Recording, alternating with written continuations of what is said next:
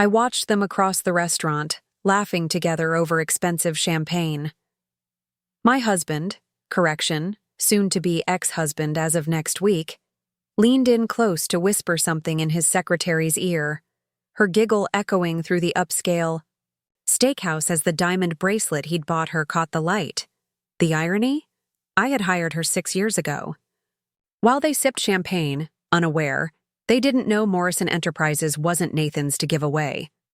As the overlooked co-founder holding 51% of the shares, I, Rebecca Chen, would make that clear, starting tomorrow at 9 a.m. I'd love to know which corner of the globe you're watching from, and if this story speaks to you, make sure to subscribe. Tomorrow's video is one you absolutely can't miss. Another glass of Cabernet, Ms. Morrison? I turned to find Marco, the longtime bartender at Elysium, offering the bottle of my favorite red. The dim lighting of the bar area provided the perfect vantage point to observe Nathan and Veronica without being spotted. Thank you, Marco. I accepted the wine with steady hands despite the storm raging inside me. And please, it's Rebecca now. I'm reverting to my maiden name soon. Of course, Ms. Rebecca. He nodded discreetly, his eyes briefly flicking toward Nathan's table. Their reservation was made just an hour ago. I thought you should know. I smiled slightly. Your loyalty never goes unnoticed, Marco. I took a measured sip of the rich Cabernet. 15 years of marriage, and Nathan still hadn't realized that his favorite restaurant staff had always preferred me. Small details like remembering birthdays, asking about family members, and leaving generous tips had built me a network of allies Nathan had never bothered to cultivate. People were assets to him, nothing more. My phone vibrated with a text from Caroline, my college roommate and now corporate attorney. Everything set for tomorrow. Final documents signed. Legal team briefed. Are you sure about this? I typed back. Quickly, absolutely. No second thoughts. When I looked up, I caught Veronica gazing adoringly at Nathan as he ordered for her without asking what she wanted, the same controlling habit I'd endured for years. She was 29 to my 42. With a manufactured pout and strategic intelligence I'd initially mistaken for actual business acumen when I hired her 3 years ago. I'd been impressed by her resume and references, all of which I later discovered had been carefully fabricated. What hadn't been fabricated was her talent for making herself indispensable to powerful men. Nathan had fallen for it completely. Rebecca? My God, it is you! I turned to find Michael Chen, an old friend and business journalist, approaching my corner of the bar. I stood to embrace him, genuinely pleased by the unexpected encounter. Michael, what brings you to Elysium on a Tuesday night? Meeting a source for that tech industry expose I'm working on. But the more interesting question is what brings you here? His eyes darted to where Nathan and Veronica sat, then back to me, concern evident. Please tell me this isn't some fatal attraction scenario I'm witnessing. I laughed softly. Nothing so dramatic. I'm not here to cause a scene. Good, because surveillance and stalking aren't your style, he said, sliding onto the bar stool beside me. Though I wouldn't blame you after what he pulled. Michael had been covering the tech industry for the Wall Street Journal for nearly 2 decades. He'd interviewed Nathan and me multiple times as Morrison Enterprises grew from a promising startup to an industry leader in data security solutions. The tech world considered Nathan the visionary founder, and me, the supportive wife who handled the soft aspects of the business, HR, culture, community relations. Only a handful of people knew the truth, that the initial algorithm that had launched our flagship product had been my creation. How are you holding up? Michael asked, his voice softening. The industry rumors are flying, especially with that TechCrunch article about Nathan positioning Veronica for an executive role. I've been better, I admitted, but after tomorrow I'll be just fine. Michael's eyebrows rose. That sounds intriguing. Care to share with an old friend who promises to keep it off the record? At least until you give the green light? I considered this. Michael had always been fair in his reporting about our company. More importantly, he'd been one of the few journalists who had sought my input equally alongside Nathan's. "How about an exclusive interview on Thursday?" I offered. "After the dust settles." His eyes lit up. "That good, huh? You've got yourself a deal." As we caught up on safer topics, I kept one eye on Nathan's table.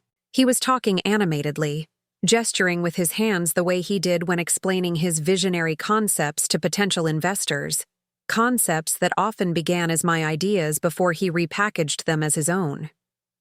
Veronica leaned forward, utterly captivated by his performance. I remembered being that enthralled once, back when we were graduate students at MIT. Nathan had been brilliant, ambitious, and charismatic, the perfect counterpart to my methodical, behind-the-scenes nature. Our skills had complemented each other perfectly when we launched Morrison Enterprises from our cramped apartment's second bedroom. "Have you seen the latest valuation numbers?" Michael asked, pulling me from my thoughts. "Your company's projected to hit $3 billion after that government contract announcement."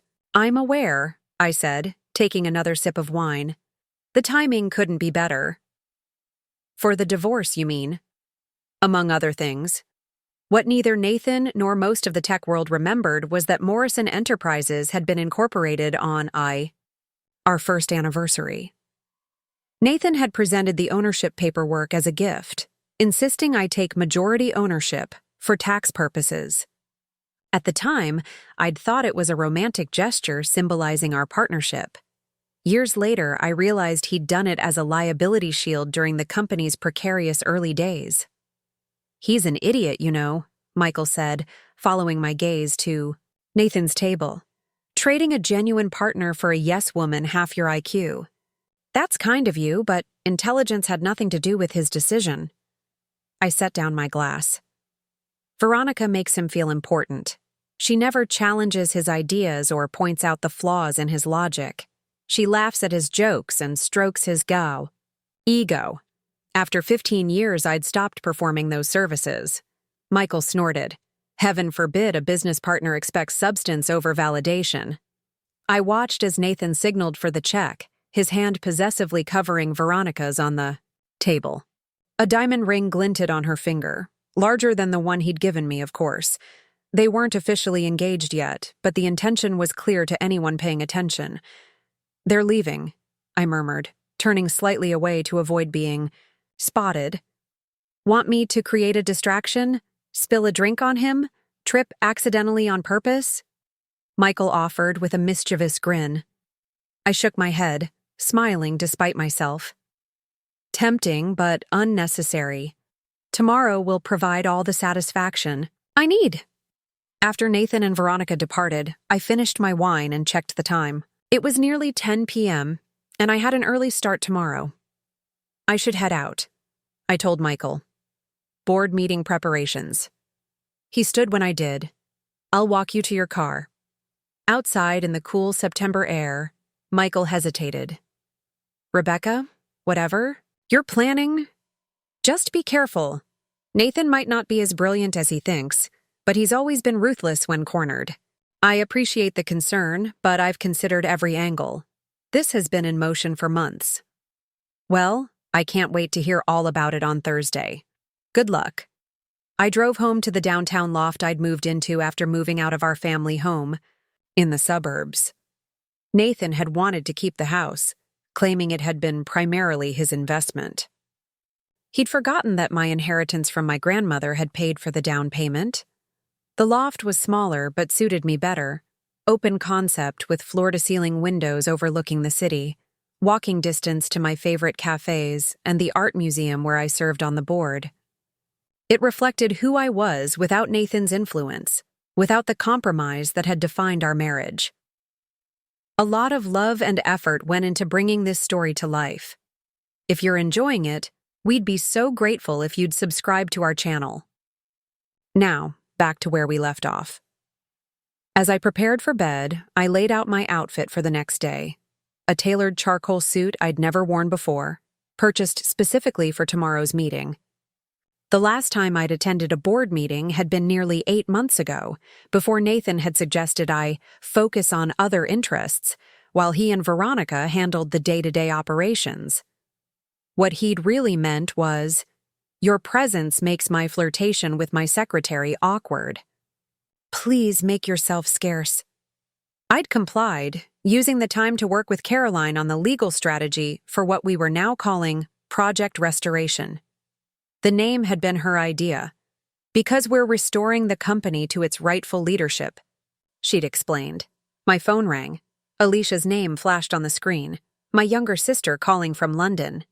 "It's midnight there," I answered. "Shouldn't you be asleep?" "As if I could sleep before your big day," she replied. "I'm too excited. Please tell me you'll FaceTime me right after the meeting so I can see your face when you describe the look on Nathan's face." Alicia had never warmed to Nathan, even before the affair. "There's something calculating behind that charm," she'd warned me years ago. I should have listened. I promised to call, but it might not be until evening your time. There will be a lot to handle tomorrow. "Worth the wait," she said.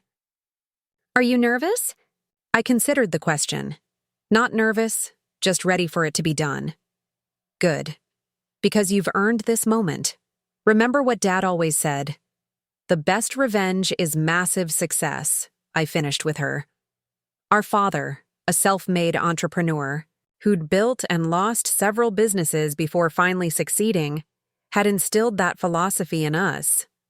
Exactly. And make sure you wear that power suit I helped you pick out. The one that makes you look like you could destroy a man with a single raised eyebrow. Already laid out and ready.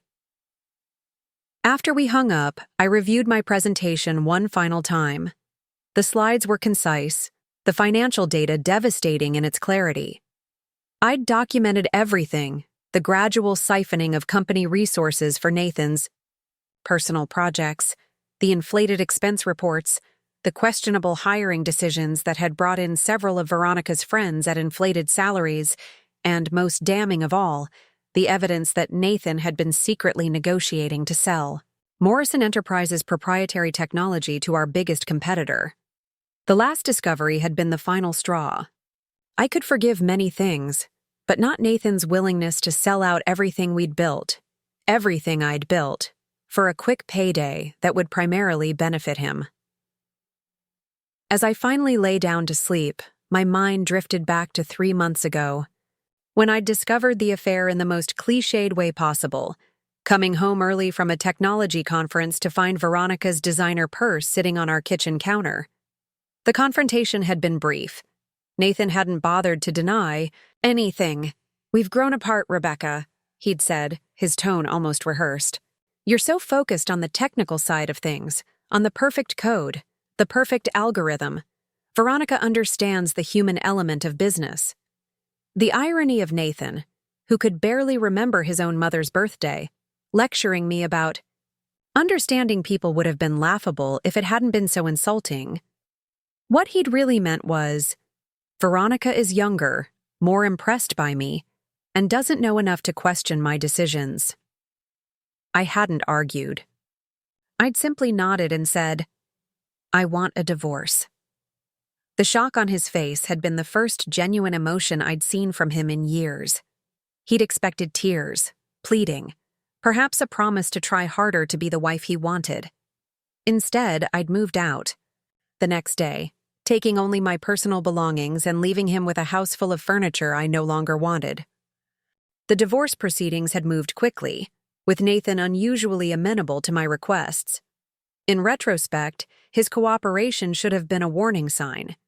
He'd agreed to my terms because he'd already begun positioning Veronica within the company, making plans to edge me out completely once the divorce was finalized. What he didn't know, what I'd never corrected his assumption about, was that my 51% ownership had been carefully protected in our prenuptial agreement. Nathan had forgotten that detail over the years, operating as though the company was entirely his creation, his domain. The few times I'd mentioned my majority stake, he'd dismissed it as just a legal technicality and not how we actually run things. Tomorrow would bring clarity on exactly how things would be run moving forward. My alarm went off at 5:30 a.m. I rose immediately, without the usual desire to hit snooze. After a quick run on the treadmill to channel my nervous energy, I showered and began preparing with the focus of a soldier arming for battle. Hair styled in a sleek professional updo. Makeup is subtle but flawless. The charcoal suit with a silk blouse in deep burgundy, power colors as Alicia would say. Simple pearl earrings that had been my mother's. No wedding ring, of course, but in its place, a signet ring bearing my family crest that had belonged to my grandmother. A small reminder of where I came from and whose strength ran in my veins. At 7:15, Caroline texted that she was outside with the car. I gathered my leather portfolio containing copies of all the relevant documents, though they had already been digitally distributed to each board member's secure email 30 minutes earlier. Timed so Nathan wouldn't see them until he was all ready. At the office. "Ready for this?" Caroline asked as I slid into the back seat beside her. I nodded, feeling calmer than I had in months. "More than ready." She smiled, her expression a mixture of professional satisfaction and personal vindication. "On my behalf." "Then let's go take back your company." The Morrison Enterprises headquarters occupied the top 10 floors of a gleaming downtown skyscraper. As we rode the express elevator to the executive floor, Caroline briefed me on last-minute details. "Security has been instructed to grant you full access, as per the ownership documentation I submitted yesterday. The board members are all confirmed attending, either in person or via secure video. IT has prepared the forensic evidence presentation, and legal has the termination papers ready." She paused. "Nathan arrived 15 minutes ago. Veronica is with him." Perfect. I wanted them both present for what was about to happen. The elevator doors opened onto the familiar reception area with its minimalist design and giant illuminated company logo, a stylized M that I'd sketched on a napkin during our first year in business. Nathan had later claimed credit for the design during an interview with a tech magazine, one of many small appropriations I'd let slide over the years. The receptionist's eyes widened when she saw me. "Ms. Morrison, we weren't expecting you today." "Hello, Diane. I'm here for the board meeting." "Of course," she stammered, clearly confused. "They're gathering in the main conference room." As we walked through the open office area, conversations hushed. Employees stared or quickly averted their eyes. Everyone had heard about the divorce, and most had witnessed Nathan parading Veronica around as his new second-in-command. I kept my head high, acknowledging those brave enough to meet my gaze with a small smile. We paused outside the conference room. Through the glass walls, I could see several board members already seated, along with Nathan at the head of the table. Veronica stood behind him, leaning over his shoulder to point at something on his tablet, her hand lingering on his back in a clearly proprietary gesture. "Ready?" Caroline asked quietly. I took a deep breath and nodded. "It's time." We pushed open the doors and stepped into the room. The conversation instantly died. Nathan looked up, his expression shifting from confusion to annoyance. "Rebecca, what are you doing here?" His tone suggested I'd wandered into the wrong building entirely. "Good morning, Nathan," I said pleasantly. "I'm here for the board meeting. As majority shareholder, I believe that's my right." His face paled. Slightly, but he recovered quickly. "This is highly irregular. We're discussing sensitive company matters today." "I'm aware," I replied, moving to the empty chair directly opposite him at the other end of the table. "That's precisely why I'm here." Caroline took the seat to my right, opening her laptop with calm efficiency. Nathan leaned forward, his voice low and threatening. "Rebecca, whatever game you're playing." "It's no game, Nathan," I interrupted, my voice carrying clearly across the table. As the board members have just been informed via email, I've called this special session to address some critical concerns about the company's current leadership and future direction. The board members, 5 distinguished business leaders and investors who had backed us from the early days, were already examining the documents on their tablets, their expressions growing increasingly grave. Veronica hovered uncertainly behind Nathan, her perfectly manicured hand still resting on his shoulder. She wore a fitted dress in exactly the shade of blue Nathan had always said I should wear, but didn't have the coloring for. The territorial display might have hurt months ago, but now it only confirmed what I already knew. She was playing a role designed specifically to be everything I wasn't. "What is the meaning of this?" Nathan demanded, his face reddening as he scrolled through the documents. "I believe the evidence speaks for itself," I replied calmly, "but allow me to provide some context for the board." I opened my presentation, which appeared on the large screen at the center of the table. The first slide displayed a simple timeline of Morrison Enterprises, beginning with our founding 15 years ago and highlighting key milestones. As you all know, Morrison Enterprises began with a singular vision: to create adaptive security, algorithms that could protect data against emerging threats. What some of you may not know is whose vision that actually was. I clicked to the next slide, which showed the original code for our flagship product, with my name in the developer comments. I wrote the core algorithm that became Secure Adapt.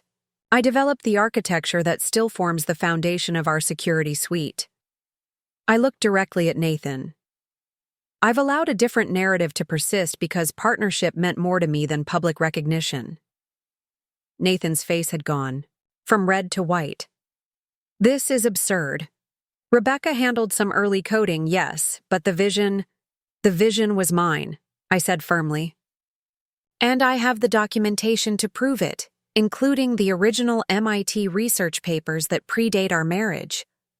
Board member Helen Winters, a sharp-eyed venture capitalist who had been our first major investor, leaned forward. "Mrs. Morrison, Ms.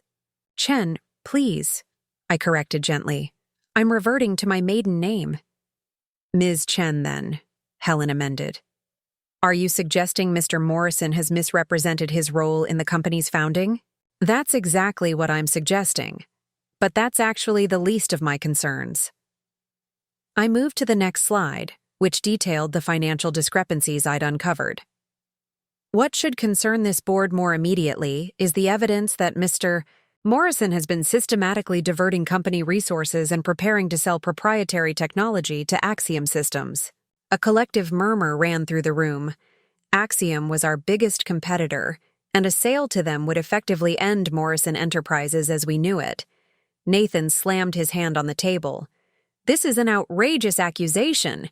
You're manufacturing evidence because you're bitter about our personal situation. These financial records aren't manufactured, Nathan." I clicked through several more slides showing irregular transfers, questionable expenses, and most damning of all, emails between Nathan and Axiom's CEO discussing the potential sale of our core technology.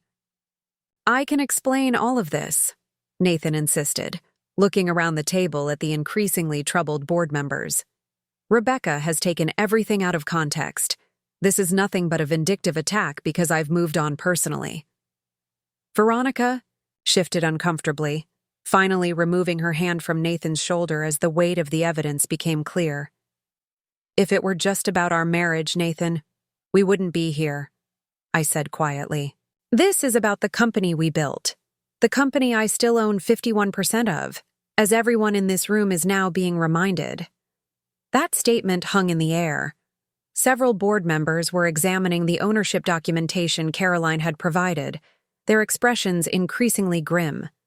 "Furthermore," I continued, "I've uncovered evidence of inappropriate hiring practices, including the creation of several high-paying positions for individuals with connections to—" I glanced briefly at Veronica. "Certain employees, despite these individuals lacking appropriate qualifications." Veronica's face flushed as several board members turned to look at her. "This company isn't your personal fiefdom, Nathan," I said, my voice strengthening. "It never was, though I allowed you to operate as if it were. That ends today." I nodded to Caroline, who stood and distributed physical copies of a final document to each board member.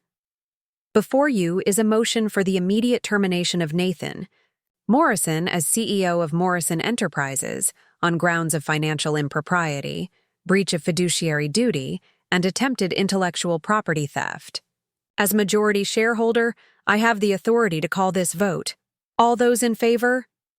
The tension in the boardroom was palpable as the board members exchanged glances, their expressions shifting from shock to concern. Helen Winters was the first to raise her hand. I vote in favor of the motion, she said firmly. One by one, the other board members followed suit. Nathan watched in disbelief as his carefully constructed empire crumbled before his eyes. "This is ridiculous," he sputtered, looking desperately around the table. "You can't just walk in here after months of absence and stage a coup." "It's not a coup, Nathan," I replied calmly. "It's corporate governance. The board has spoken." Caroline stood, handing a document to Nathan. "Your termination is effective immediately. Security will escort you to clear your personal items from your office." Veronica's face had gone pale. She took a step back from Nathan, suddenly aware that she had hitched her wagon to a falling star. "And Ms. Peterson," I added, turning to Veronica, "your position is also terminated, effective immediately." Her mouth fell open. "You can't." "I can, and I have. The documentation of your involvement in the misappropriation of company resources is quite thorough. You're fortunate we're not pursuing criminal charges." Nathan stood abruptly, his chair scraping against the polished floor. "This isn't over, Rebecca." "It is, actually," I replied, my voice steady. "Security is waiting outside to escort you both from the building. Your personal belongings will be sent to you after they've been examined for company property." As if on cue, 2 security officers entered the conference room. The board members watched in uncomfortable silence as Nathan and Veronica were escorted out, their expressions a mixture of shock, anger, and, in Veronica's case, the dawning realization that her carefully calculated career move had just imploded. Spectacularly. Once they were gone, I turned back to the board. "I apologize for the disruption. I know this is unexpected, but I assure you it was necessary." "Ms. Chen," Helen Winters said, using my maiden name with a slight nod of acknowledgement. "While the evidence you've presented is concerning, we now have a leadership vacuum at a critical time. The Westfield contract negotiations are in their final stages and the Q3 earnings call is in 3 weeks." I smiled confidently. "I'm well aware, which is why I've prepared a transition plan."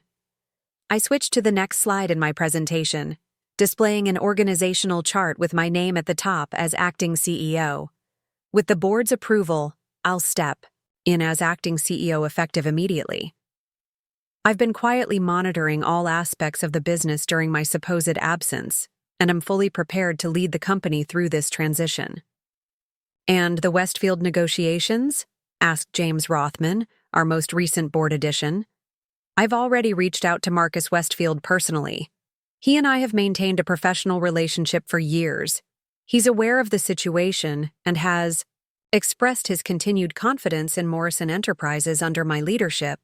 The tension in the room gradually eased as I walked them through the transition plan, addressing each concern methodically and demonstrating my intimate knowledge of the company's operations, knowledge that surprised those who had bought into Nathan's narrative of me as merely the supportive wife. By the end of the meeting, the board had unanimously approved my appointment as acting CEO, with a formal review scheduled in 6 months to consider making the position permanent. As the board members filed out, Helen lingered behind.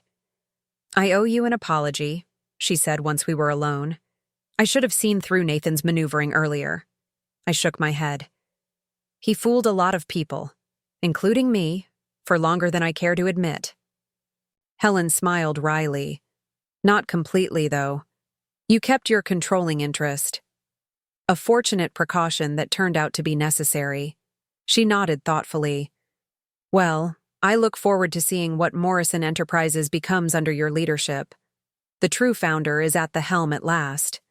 After Helen departed, Caroline and I remained in the conference room, the magnitude of what we'd just accomplished slowly sinking in. "I can't believe how smoothly that went," Caroline said, gathering her papers. "I expected more resistance from Lombard and Haskins. They've always been in Nathan's pocket." "They're businessmen first," I replied. The evidence was too damning. Supporting Nathan would have made them complicit. We walked to what had been Nathan's office, my office now. The panoramic views of the city skyline were impressive, but the space itself felt cold and impersonal, with its minimalist furniture and conspicuous lack of personal touches. Nathan had always preferred style over comfort, image over substance.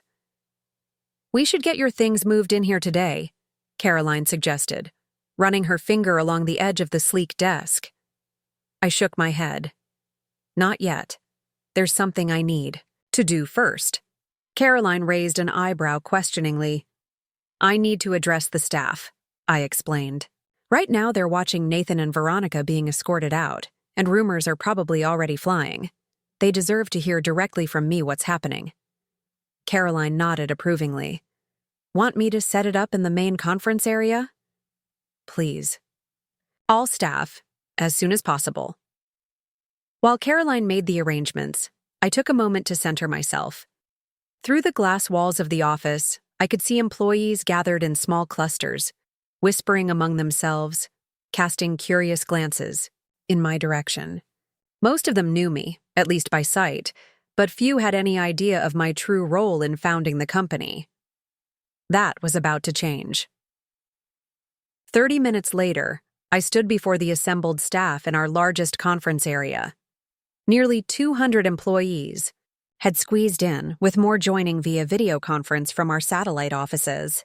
"Good morning," I began, my voice steady despite the flutter of nerves in my stomach. "For those who don't know me, I'm Rebecca Chen, co-founder of Morrison Enterprises. Until this morning, I was also the wife of Nathan Morrison, though our divorce will be finalized next week." A murmur rippled through the crowd. "I know many of you are confused by the events you've witnessed today. Let me be clear. Nathan Morrison has been removed as CEO by unanimous decision of the board. This action was taken after the discovery of serious financial improprieties and breach of fiduciary duty." I paused, allowing the information to sink in. "I have been appointed acting CEO, effective immediately. I want to assure all of you that the company is on solid financial footing, and our projects and client relationships will continue without disruption."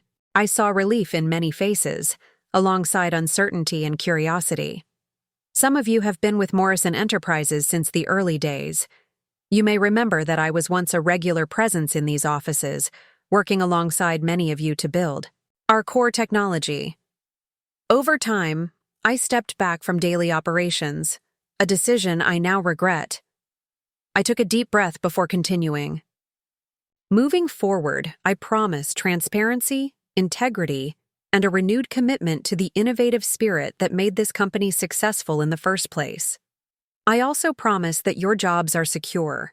The only personnel changes being made today are at the executive level." This brought visible relief to many faces in the crowd. "I'll be meeting with department heads throughout the day to ensure a smooth transition. For now, please continue with your regular duties. My door is open if you have concerns, but I assure you that these changes will ultimately strengthen our company." As I concluded my remarks, a tentative applause began, quickly growing stronger. I was touched by the show of support, particularly from those employees who had been with us from the beginning, those who remembered my contributions before Nathan had gradually pushed me into the background. The following hours were a whirlwind of meetings and calls. I met with each department head, reassuring them about the transition and addressing their concerns. Most were professional and adaptable, though a few who had been particularly close to Nathan were noticeably cooler. By late afternoon, I finally had a moment to call Alicia. "So?" she demanded as soon as she answered. "Did you destroy him? Please, tell me you destroyed him." I laughed, suddenly feeling lighter than I had in months. "He's gone. They're both gone." "And the board?" unanimously approved my appointment as acting CEO. Alicia's squeal of delight was so loud I had to hold the phone away from my ear. I wish I could have seen his face. Was he shocked? Please tell me he was shocked. Complete disbelief, I confirmed, allowing myself a small smile of satisfaction.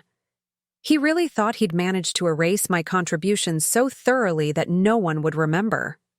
Classic narcissist, Alicia scoffed. So what happens next? Now comes the hard part, proving I deserve the position beyond just owning the majority of shares. The board gave me 6 months to show results before making my appointment permanent. You'll do it, Alicia said confidently. You built that company as much as he did. More, probably. Thanks for believing in me, I said softly. I needed that. Today. After ending the call with Alicia, I addressed a few urgent emails before deciding to call it a day. The office had mostly emptied, with just a few dedicated employees still at their desks. I gathered my things, feeling a strange mixture of triumph and exhaustion. As I waited for the elevator, I received a text from an unknown number. You have no idea what you've done. This isn't over. Nathan, of course.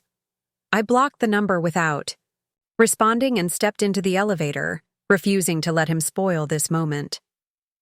Outside, the setting sun bathed the city in golden light. I decided to walk home, needing the fresh air and time to process the day's events.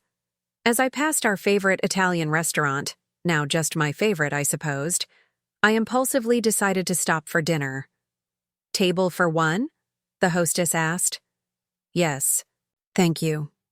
She led me to a quiet corner table with a view of the street. I ordered a glass of wine and the mushroom risotto, then sat back, finally allowing myself to fully absorb what had happened. I had done it. After months of careful planning and evidence gathering, I had reclaimed my company and my professional identity. The satisfaction was profound, but so was the weight of responsibility. 200 employees now depended on my leadership.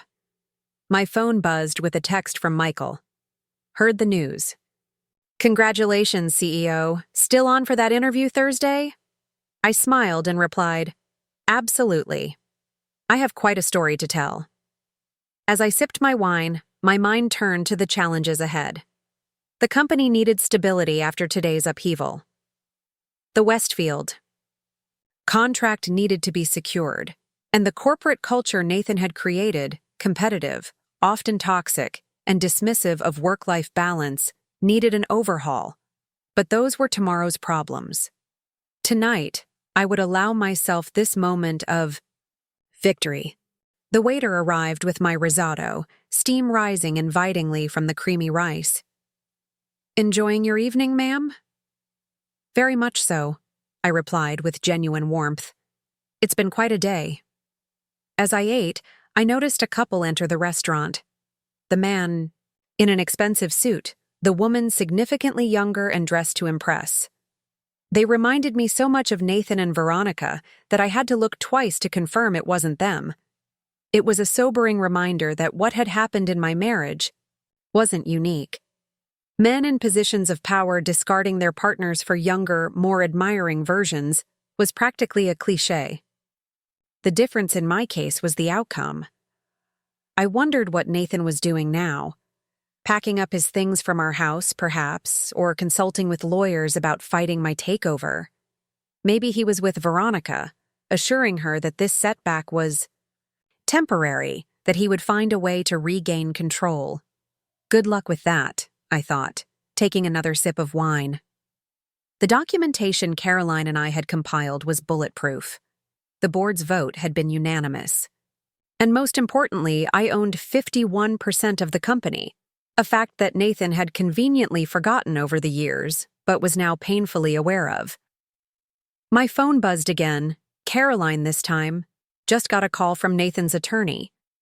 He's demanding an emergency board meeting to contest his termination. I sighed, the momentary peace disturbed. On what grounds? Claims the evidence was obtained illegally and that you manipulated the board. Standard desperate tactics. Nothing to worry about, but wanted to give you a heads up. Thanks. Let's discuss strategy in the morning. I returned to my meal, determined not to let Nathan's desperate maneuvers spoil my evening. This was exactly what I had expected. He would fight, using every tool at his disposal. But I had prepared for this, spending months building an airtight case with Caroline's legal expertise guiding me. As I finished my dinner, the restaurant began to fill with the evening crowd. Business dinners, first dates, old friends catching up, normal life continuing all around me while my own had been turned upside down, then righted again on my own terms. On impulse, I ordered a tiramisu for dessert, something I rarely indulged. And why not? This was a day for breaking patterns. Walking home in the cool evening air, I felt a strange sense of liberation. For 15 years, my identity had been tied to Nathan's, first as his girlfriend, then wife, always the supportive partner behind his success. Even in the company we had built together, I had gradually allowed myself to be pushed into the shadows. No, more. Rebecca Chen was stepping into the light.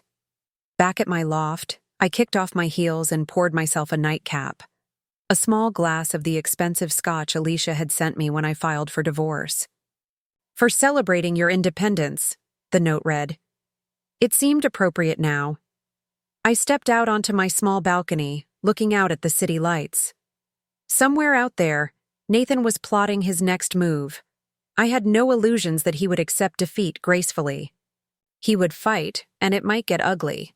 Let him try, I thought, sipping the smoky scotch. I was done being underestimated. My phone chimed with an email alert. I almost ignored it. Enough business for one day, but the sender's name caught my attention. Marcus Westfield. Dear Rebecca, I was pleased to hear of your return to Morrison Enterprises leadership. While I've always respected Nathan's business acumen, I've long suspected you were the true innovative force behind your security solutions. I'd die. Like to meet with you personally to discuss the contract our teams have been negotiating. I believe we can find terms that better reflect our mutual goals now that you're at the helm. Would tomorrow at 2 p.m. at my office work for you? Best regards, Marcus. I smiled, typing a quick acceptance. This was unexpected, but welcome news. The Westfield contract would secure our financial position for the next 3 years and open doors to government contracts we had previously been unable to access. Tomorrow would be another challenging day, but I was ready for it. For the first time in years, I was exactly where I belonged, in charge of my own destiny and the company I had helped build. As I prepared for bed, I thought about the journey ahead. Rebuilding Morrison Enterprises would take time. Establishing my leadership would require proving myself daily. But I had something now that I had lost somewhere along the way during my marriage to Nathan: confidence in my own abilities. The best revenge wasn't just taking back what was rightfully mine, it was thriving afterwards. And that's exactly what I intended to do. My alarm chimed at 5:30 a.m. the next morning.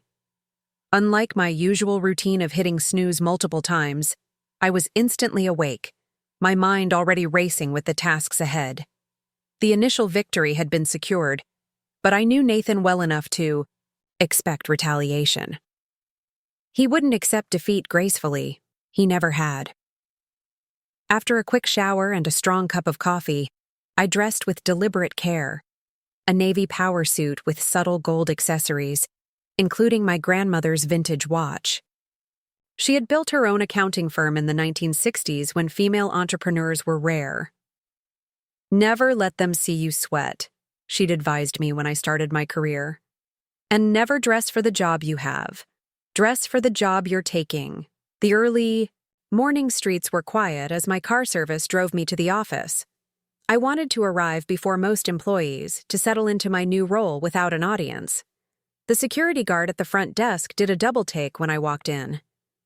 Good morning, Ms. Chen, he said, quickly recovering. Congratulations on your new position. Word traveled fast. Thank you, George. I'll be expecting Marcus Westfield at 2 p.m. Please make sure he's escorted directly to my office when he arrives." "Of course, ma'am." The executive floor was deserted. At 6:30 a.m. I paused outside what was now my office, running my fingers over the nameplate that still read, Nathan Morrison, CEO. That would need to change immediately. Inside, the office felt different in the early morning light, less imposing, more of a blank canvas. I set down my briefcase and walked to the floor-to-ceiling windows. The city was waking up below, the first rays of sunlight glinting off neighboring skyscrapers. This view had been Nathan's alone for too long. My phone buzzed with a text from Caroline. "Court filing from Nathan just hit our legal team's desk. Seeking emergency injunction to block leadership change. Meeting with legal at 8 a.m. to discuss response. I had expected this. See you at 8. I spent the next hour familiarizing myself with Nathan's filing system and examining the contents of his desk drawers, mostly empty now, aside from company supplies. Security had been thorough in supervising his exit. In the credenza, behind the desk, I found a half-empty bottle of scotch and 2 crystal glasses. Nathan's preferred method of closing deals had always involved alcohol, another aspect of the company culture I intended to change. By 7:30, employees began filtering, passed through the glass walls. I caught curious glances directed my way. I kept my focus on reviewing the latest Westfield contract draft, making notes where I saw room for improvement. At precisely 8 a.m., Caroline arrived with Rajiv Mehta, our lead corporate counsel. "Morning," Caroline said, looking remarkably put together, despite the early hour. "Sleep well?" "Better than expected," I admitted. "What are we dealing with?" Rajiv opened his laptop. "Nathan's filing is aggressive but predictable. He's claiming the board's decision was based on fraudulent evidence and that his termination violates several clauses in his employment contract." "Does it?" I asked. "Not at all.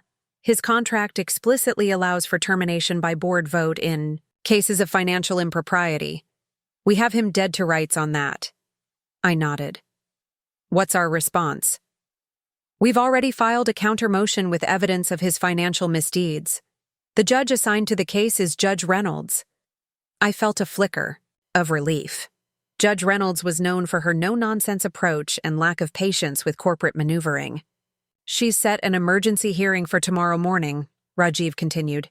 "Nathan's team will argue for immediate reinstatement pending a full hearing." "And our strategy?" "Present the clearest financial evidence, the offshore account transfers, and the unauthorized negotiations with Axiom. Even without a full hearing, that should be enough to maintain the status quo until a more thorough review." I nodded. "I want to be there." Caroline frowned. "Are you sure? It could get ugly." "All the more reason. I won't hide from Nathan or let him think he's intimidated me."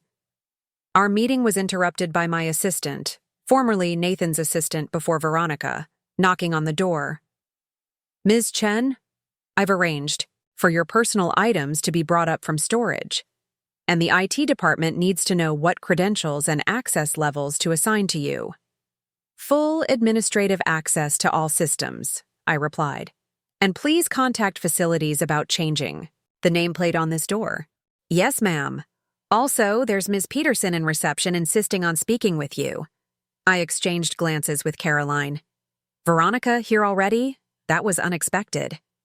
"Have security escort her to the small conference room. I'll speak with her briefly."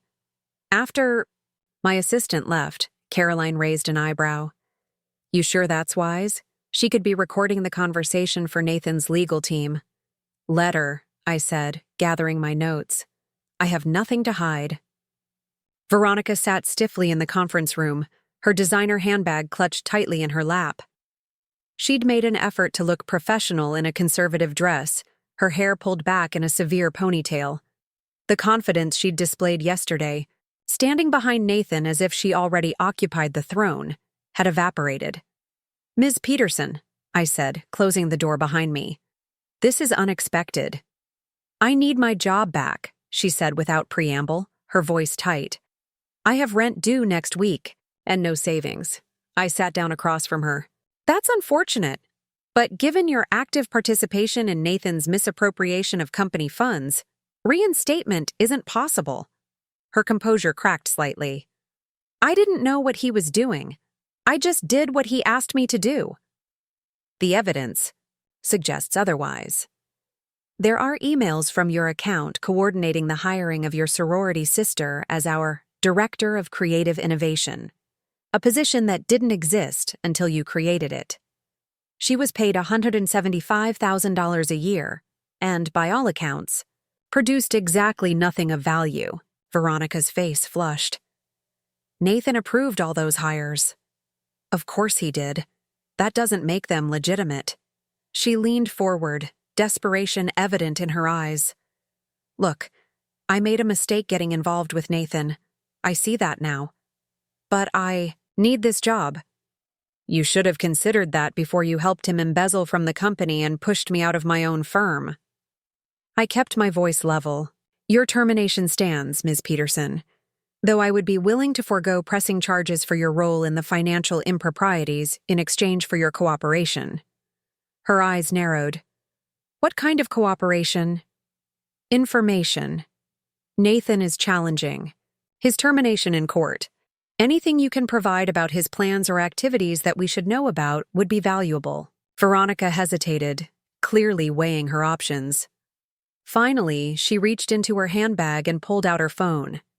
He's been contacting key clients since yesterday, telling them the company is in disarray and suggesting they delay any pending contracts until the leadership situation is resolved. She pulled up a series of texts. He specifically mentioned calling Marcus Westfield last night. This was valuable intelligence. I had suspected Nathan might try to sabotage client relationships, but confirmation helped me prepare. What else? Veronica hesitated. He's meeting with Axiom's CEO today at noon. He said he has something they want, regardless of whether he's at Morrison Enterprises. My blood ran cold. Our proprietary algorithms. Nathan wouldn't have been able to take the actual code. Our security was too good for that. But he had enough knowledge to recreate the basic architecture. Thank you for this information, I said, making notes. Is there anything else? Veronica bit her lip. He's not well. After we left yesterday, he drank an entire bottle of whiskey and started talking about how he'd burn it all down before letting you win. While I had little sympathy for Veronica, this glimpse of Nathan's state of mind was concerning.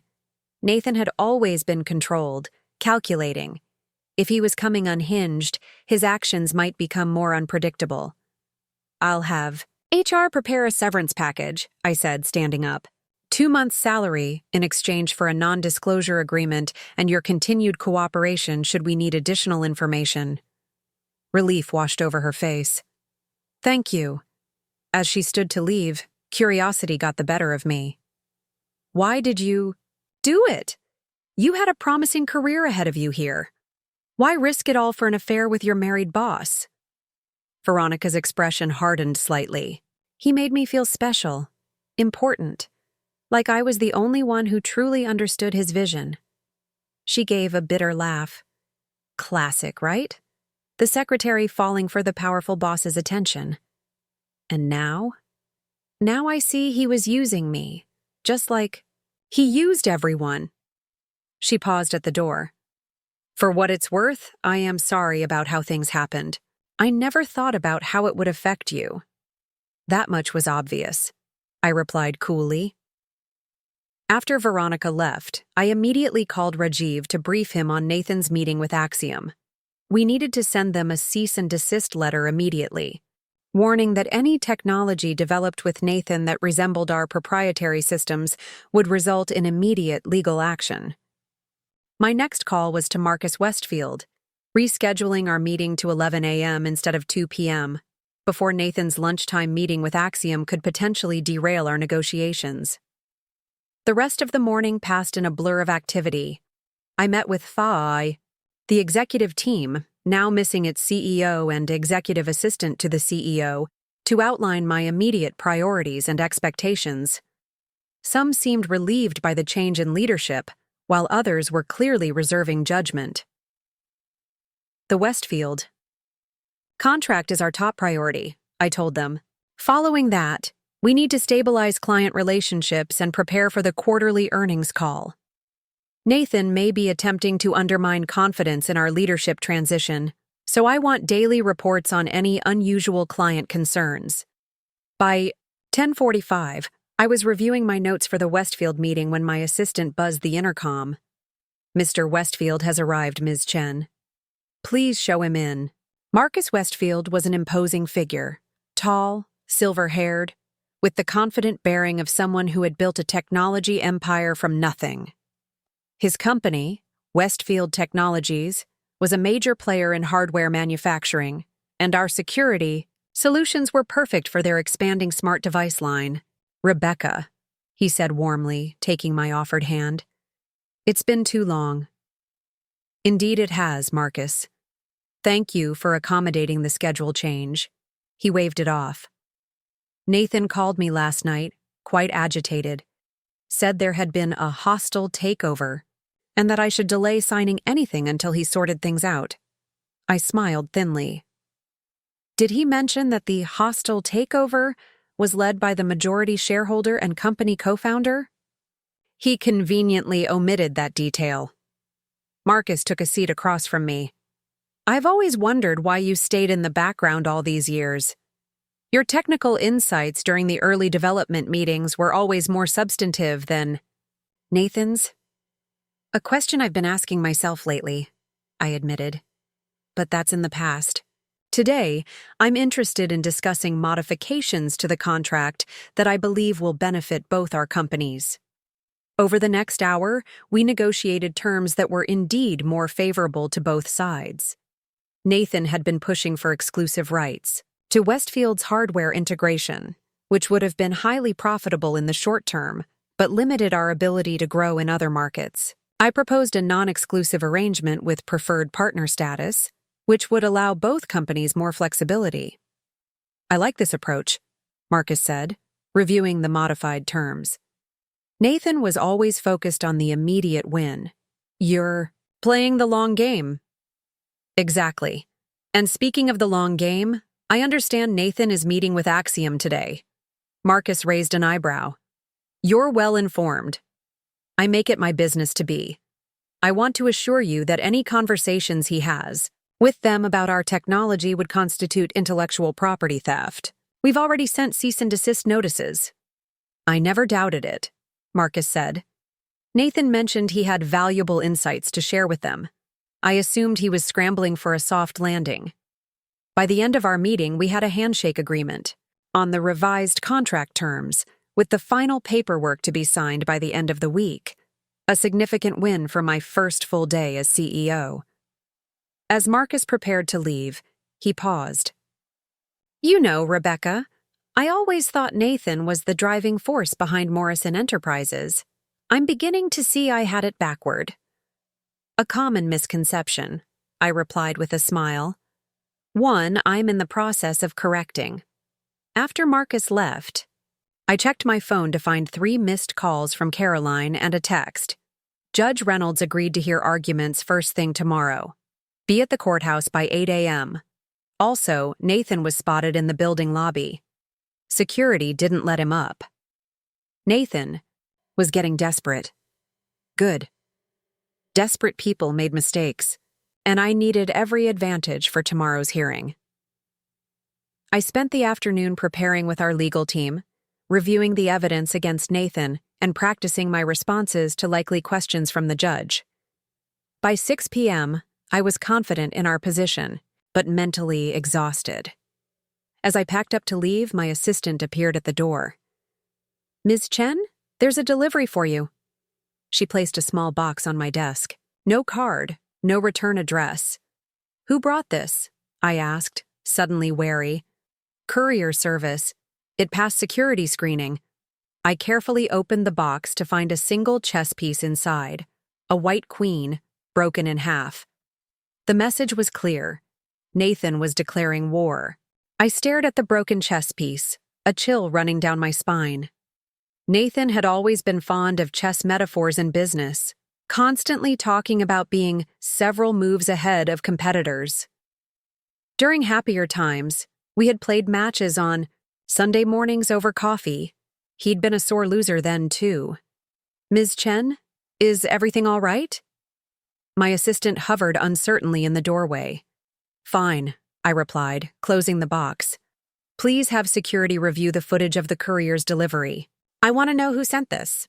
After she left, I took a photo of the broken queen and sent it to Caroline with a brief message. "Nathan's latest move. See you at court tomorrow."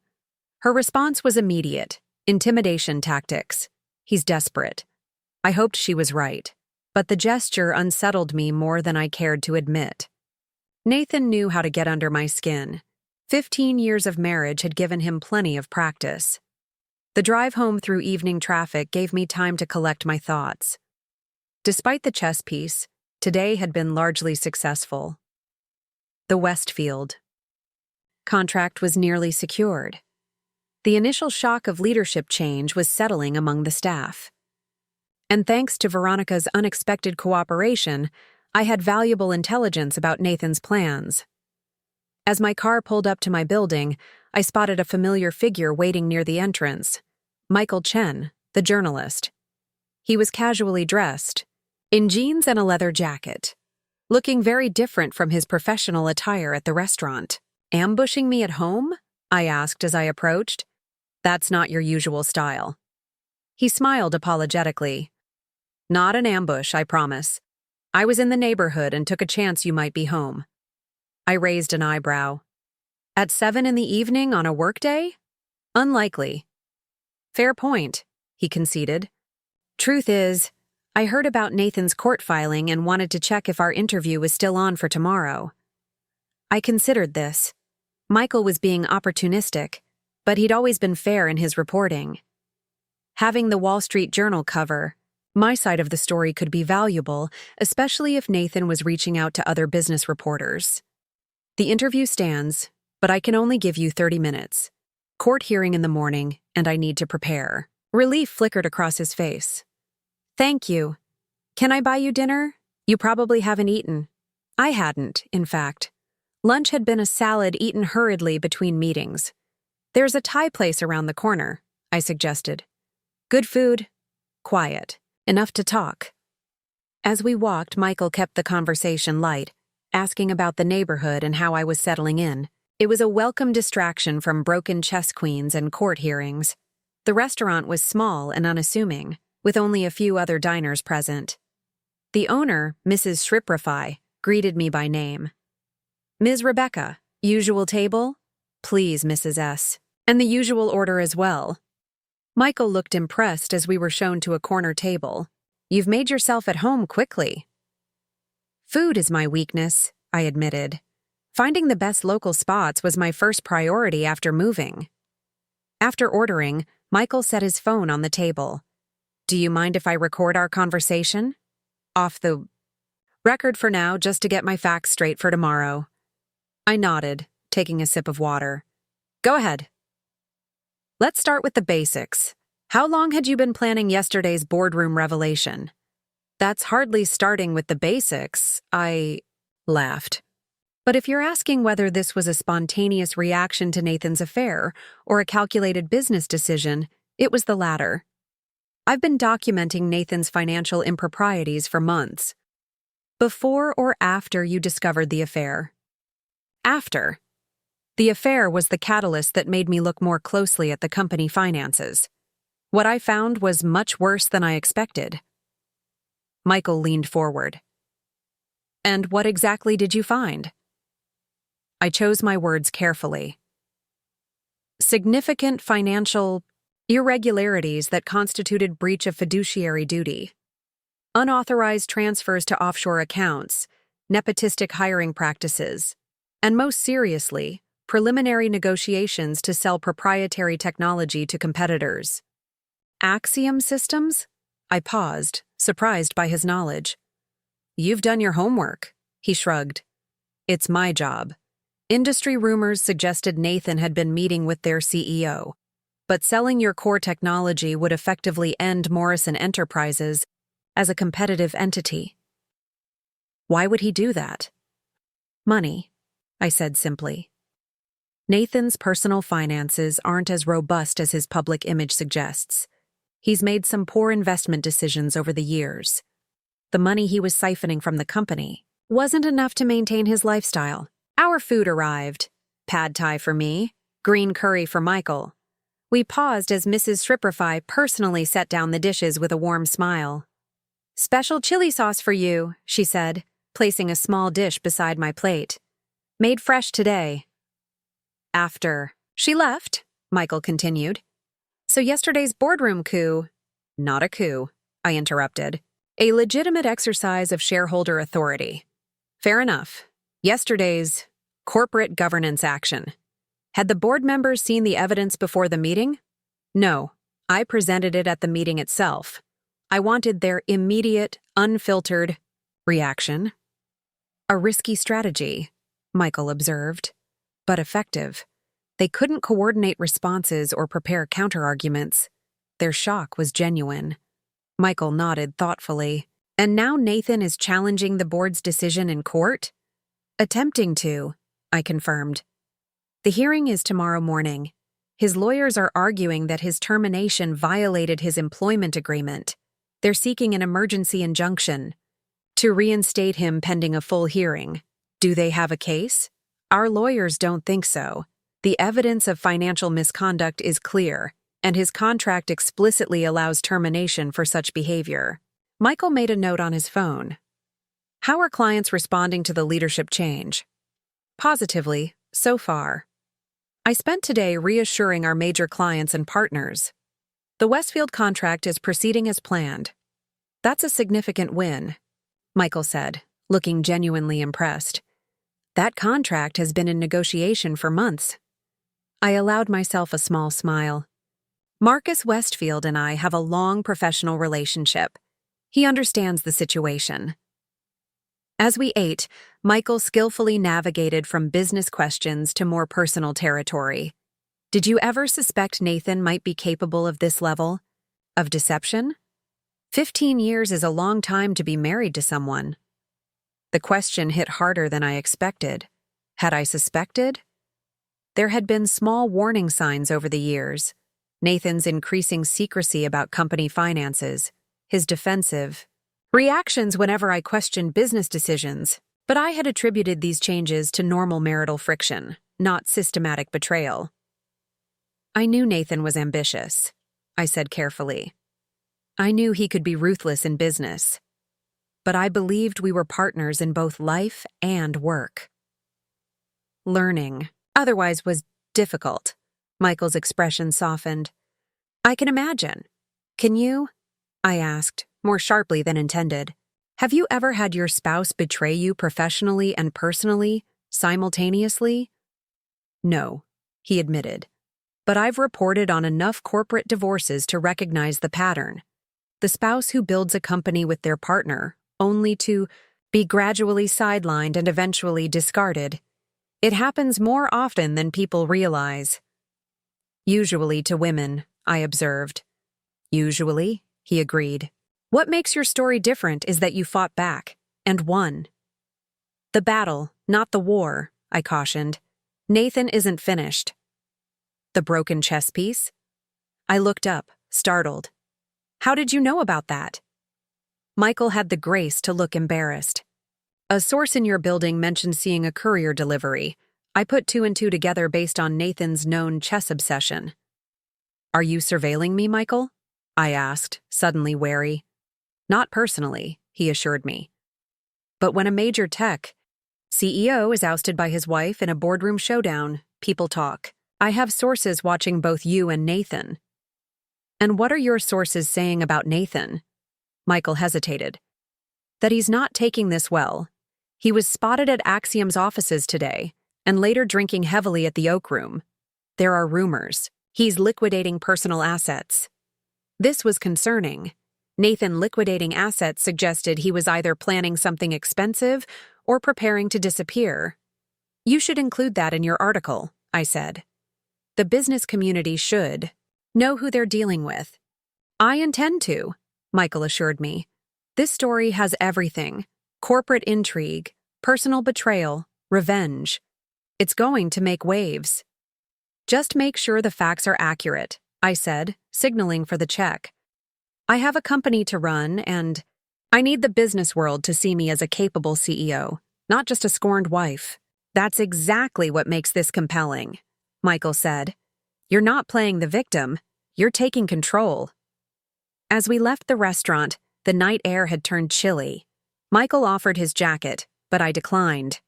I'll see you tomorrow after court, I said, extending my hand professionally. He shook it with a wry smile. Good luck in the morning, though from what I've seen, you make your own luck.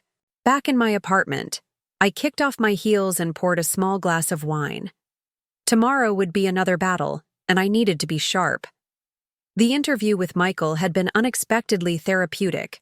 Articulating my position had helped clarify my thoughts. I was reviewing my notes for the court hearing when my phone rang. Unknown number. Normally I would let it go to voicemail, but given the circumstances, I answered. Rebecca Chen speaking. Silence, then heavy breathing. Hello? I repeated, my grip tightening on the phone. You think you've won? Nathan's voice, slightly slurred. You haven't. I should have hung up, but curiosity kept me on the line. Nathan, it's nearly 10 p.m. If you have something to say it through your lawyers. They don't understand what's at stake, he said, his words running together slightly. You took my company, my reputation. You took those from yourself when you decided to embezzle from the company and sleep with your secretary, I replied. Coldly. Veronica, he snapped. Her name is Veronica, and she at least appreciated my vision, unlike you. Your vision? The algorithms that built Morrison Enterprises were mine, Nathan. The core technology that made us successful came from my research. Research I funded, he shouted. With my family's money. You'd still be writing code in some basement if it weren't for me. His revisionist history was infuriating, but not surprising. Nathan had always been skilled at reshaping the past to center himself. Is there a point to this call, Nathan? Because if you're just calling to rehash history, I have court preparations to make. The point, he said, his voice dropping to a dangerous whisper, is that you've forgotten who you're dealing with. I made you, Rebecca, and I can break you just as easily. You already tried that, I reminded him. It didn't work out well for you. Tomorrow is just the beginning, he continued as if I hadn't spoken. You think you know what I'm capable of? You have no idea. The threat hung in the air between us. For a moment, I felt a flicker of the old fear, the gradual erosion of confidence I'd experienced during our marriage as Nathan had systematically undermined me professionally and personally. But I wasn't that person anymore. Goodbye, Nathan, I said firmly. And a word of advice. Sober up before court tomorrow. Judge Reynolds doesn't look kindly on litigants who waste her time.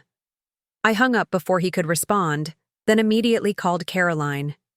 Nathan just called me, I said when she answered, drunk and threatening. Did you record it? She asked. Immediately all business. No, I didn't think so. Start recording all calls from unknown numbers, she advised. Threats could strengthen our case if he contests the divorce settlement. After speaking with Caroline, I tried to return to my court preparations, but Nathan's call had left me unsettled. I walked to the windows of my apartment, looking out at the city lights. Somewhere out there, Nathan was plotting his next move. The broken chess queen wasn't just symbolic, it was a promise. My phone buzzed with a text from Alicia. Just landed. At JFK. Coming straight to your place. Don't argue. I smiled despite myself. My sister, flying in from London without warning. Typical. An hour later, Alicia arrived in a whirlwind of designer luggage and jet lag. You look awful, she announced, giving me a critical once-over as she swept into my apartment. When did you last sleep properly? Hello to you too, I replied, embracing her. What are you doing here? I thought you had that gallery opening this weekend. Postponed, she said dismissively. This is more important. My sister is taking down her snake of an ex-husband, and I want front row seats. Despite my protest that she was overreacting, I was grateful for her presence. Alicia had always been my fiercest defender, from playground bullies to now. She ordered us food from a late-night delivery service and insisted on reviewing my outfit choices for court. No, absolutely not, she said, vetoing the conservative gray suit I'd laid out. Too bland. You need something that says, I'm taking my company back. Not, I'm apologizing for existing.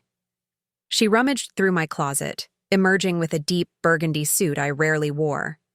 This, with the cream silk blouse and your grandmother's pearls. Powerful, but still appropriate for court. As we sat eating takeout at my kitchen counter, Alicia filled me in on her life in London, her latest art exhibition, a new relationship with a British architect, plans to expand her gallery to Berlin. Her vibrant energy was exactly what I needed after the tension of the past few days. So, she said, pouring us both more wine, tell me truthfully, how are you really doing with all this? I considered deflecting with my usual, I'm fine, but this was Alicia. She'd see through it immediately.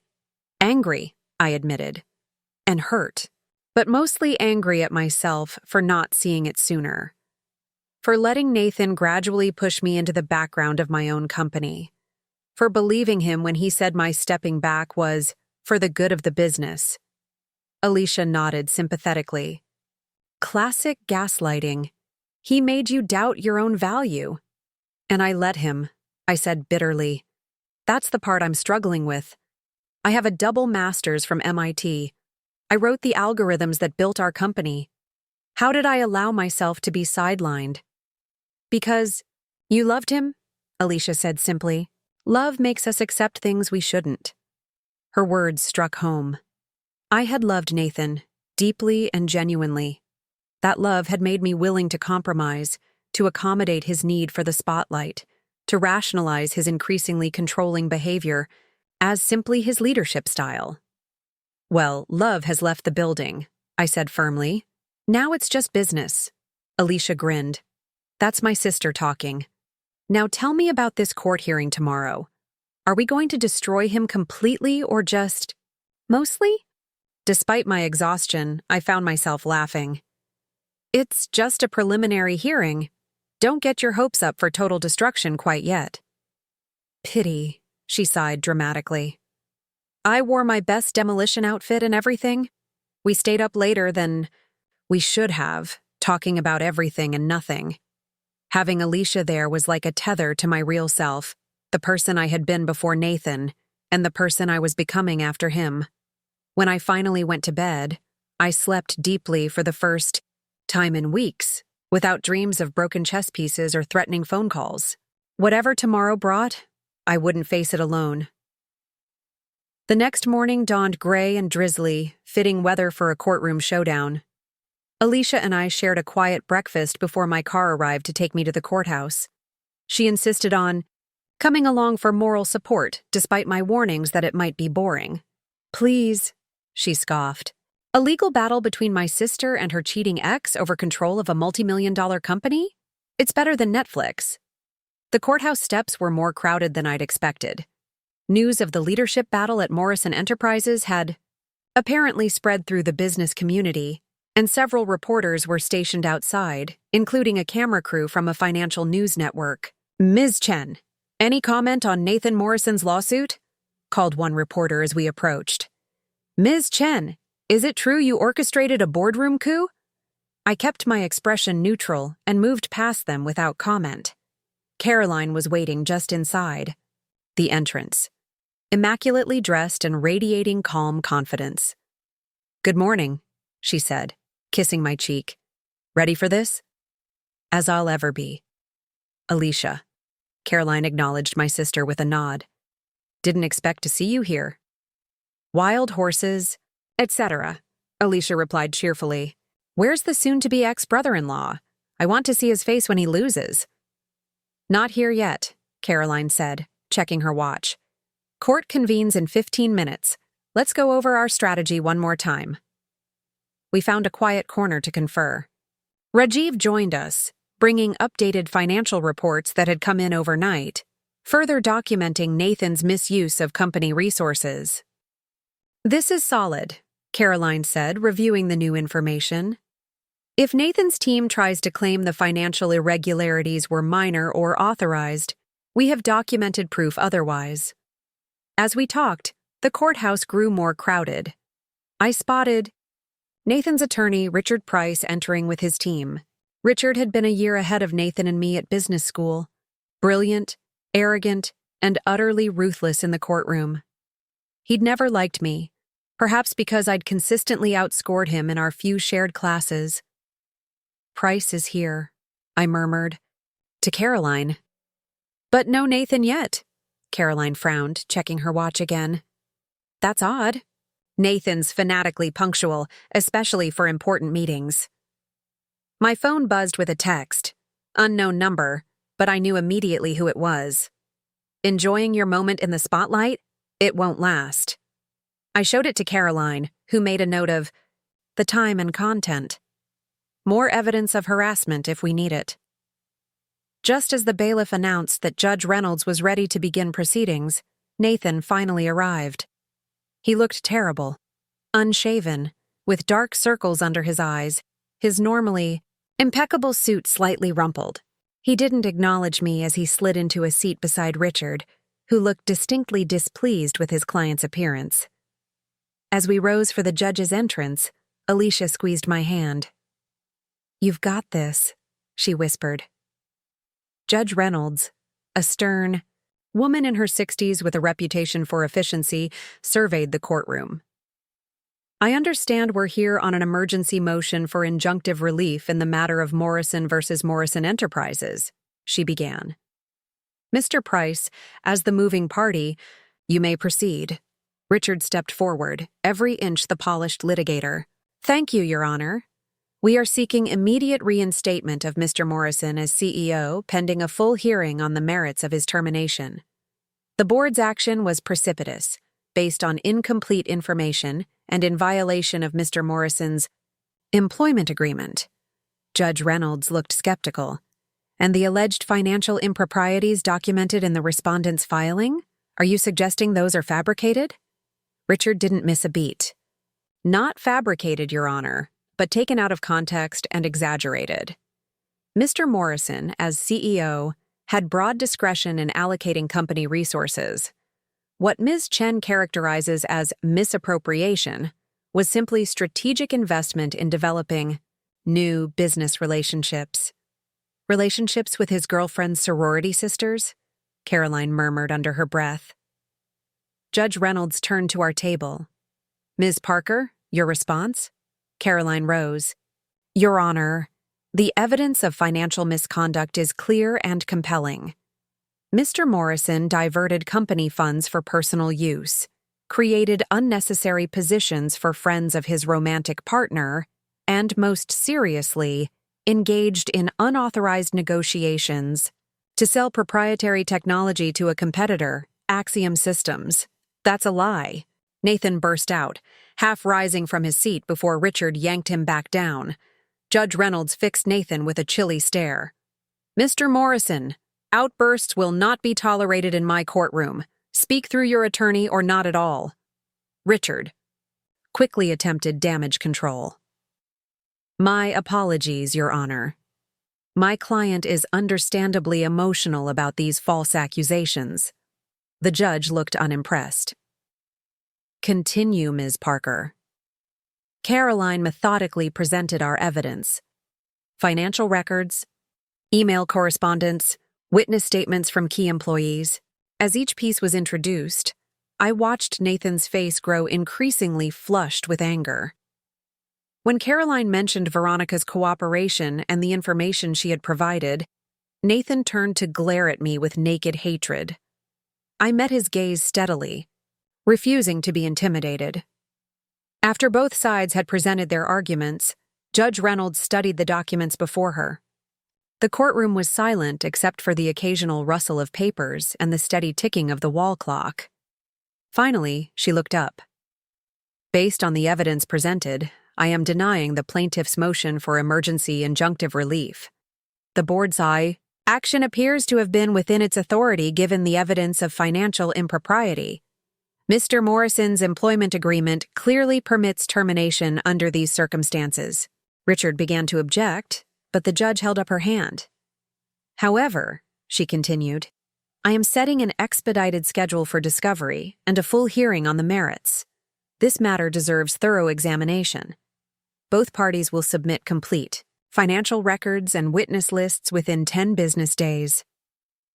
It wasn't the complete victory we'd hoped for, but it was enough for now.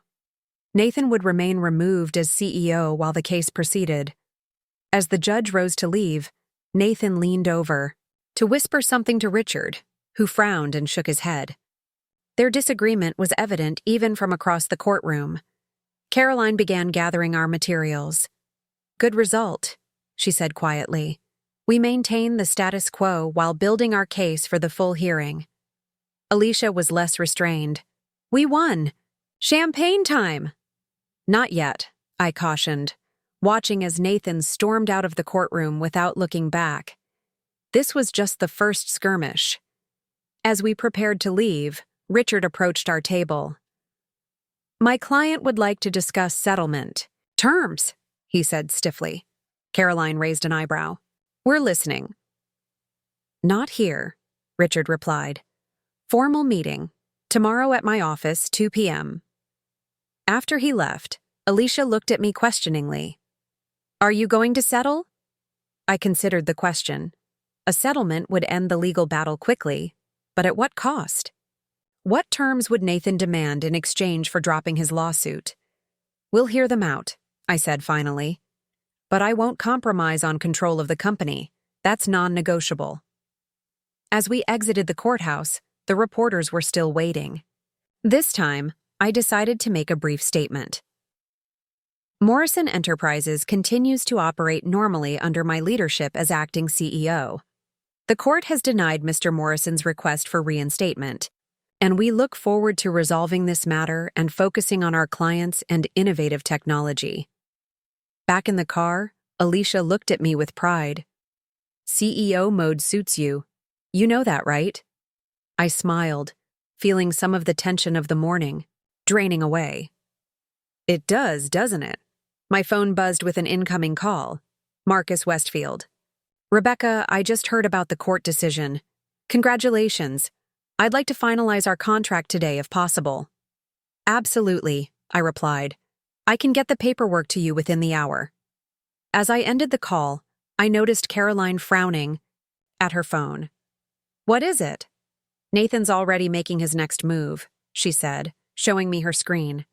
It was an email notification from the SEC, Securities and Exchange Commission, requesting information about Morrison Enterprises' financial practices. Nathan was escalating, trying to trigger a regulatory investigation. But if he thought that would frighten me into retreat, he had seriously miscalculated. Forward that to Rajiv, I told Caroline. We have nothing to hide. In fact, a thorough investigation will only further expose Nathan's misdeeds.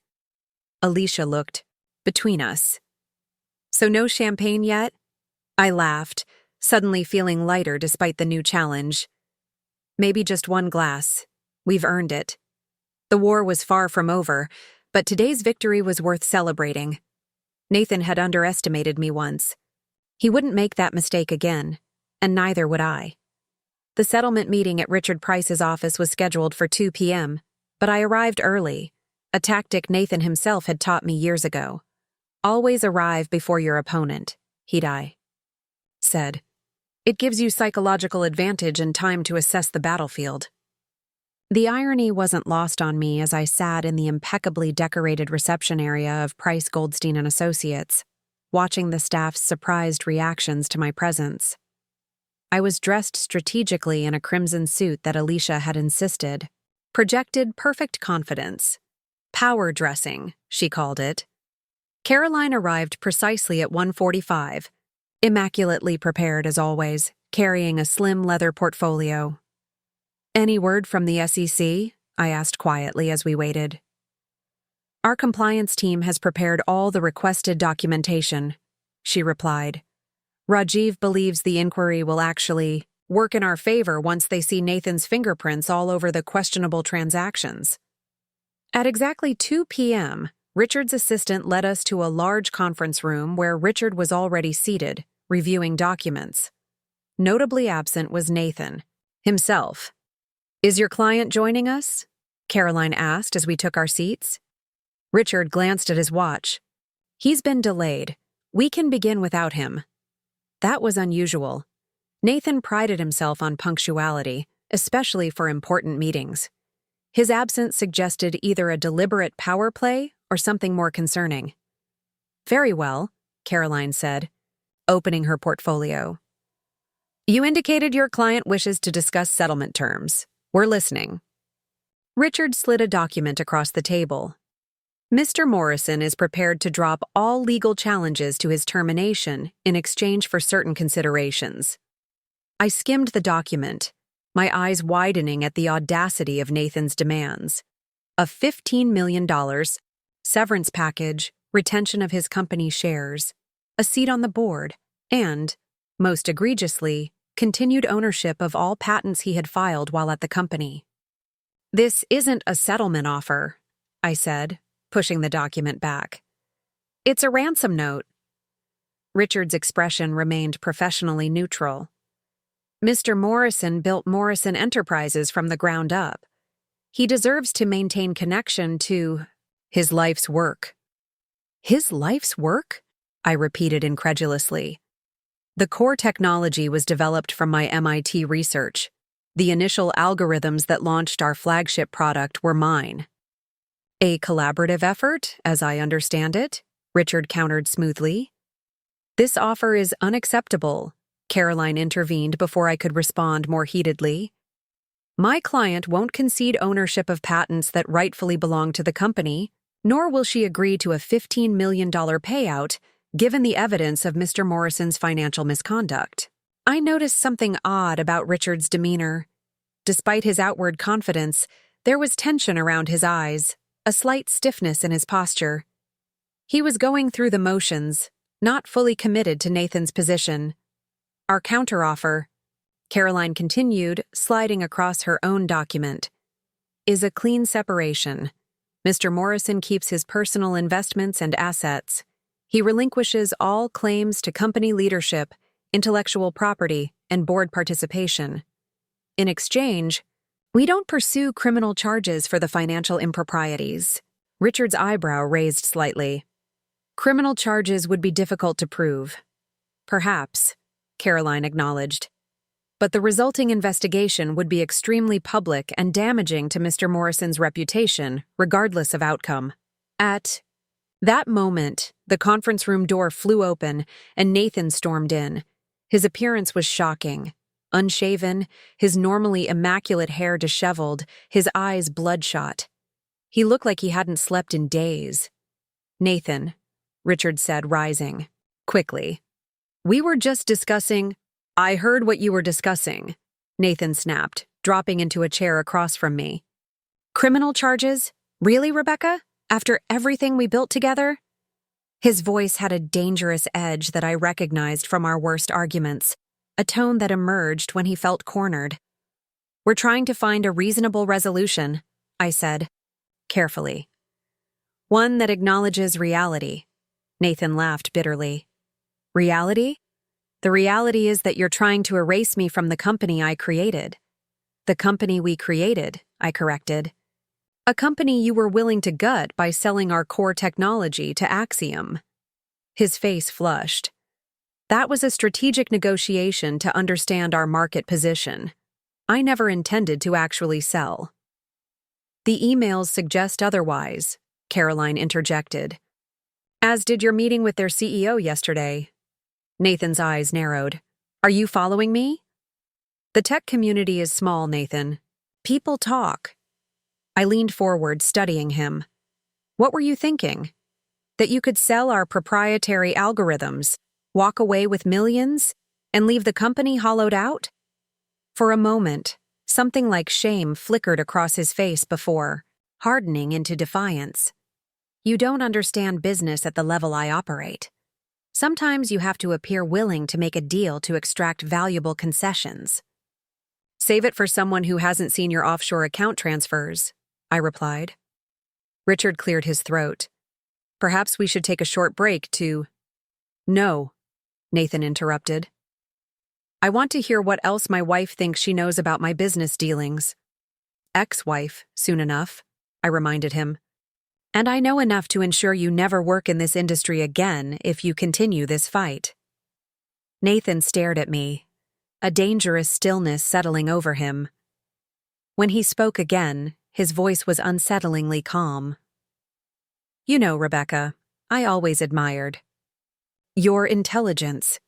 It's what attracted me to you at MIT, that brilliant mind. I just never thought you'd use it against me. And I never thought you'd betray our company and our marriage simultaneously. Yet here we are. He leaned forward. One last chance. Accept my settlement offer. Let me keep my dignity and my place in the company's history. Otherwise— Otherwise what? I asked, refusing to be intimidated. A cold smile spread across his face. Otherwise, I'll have to show exactly how ruthless I can be. You've seen me compete in business, Rebecca. You've never seen me fight for survival. Caroline placed a warning hand on my arm, but I shook it off. Is that a threat, Nathan? It's a promise. This company is my legacy. I won't let you take that from me. Richard finally intervened. I think we should adjourn for today. Clearly, emotions are running high.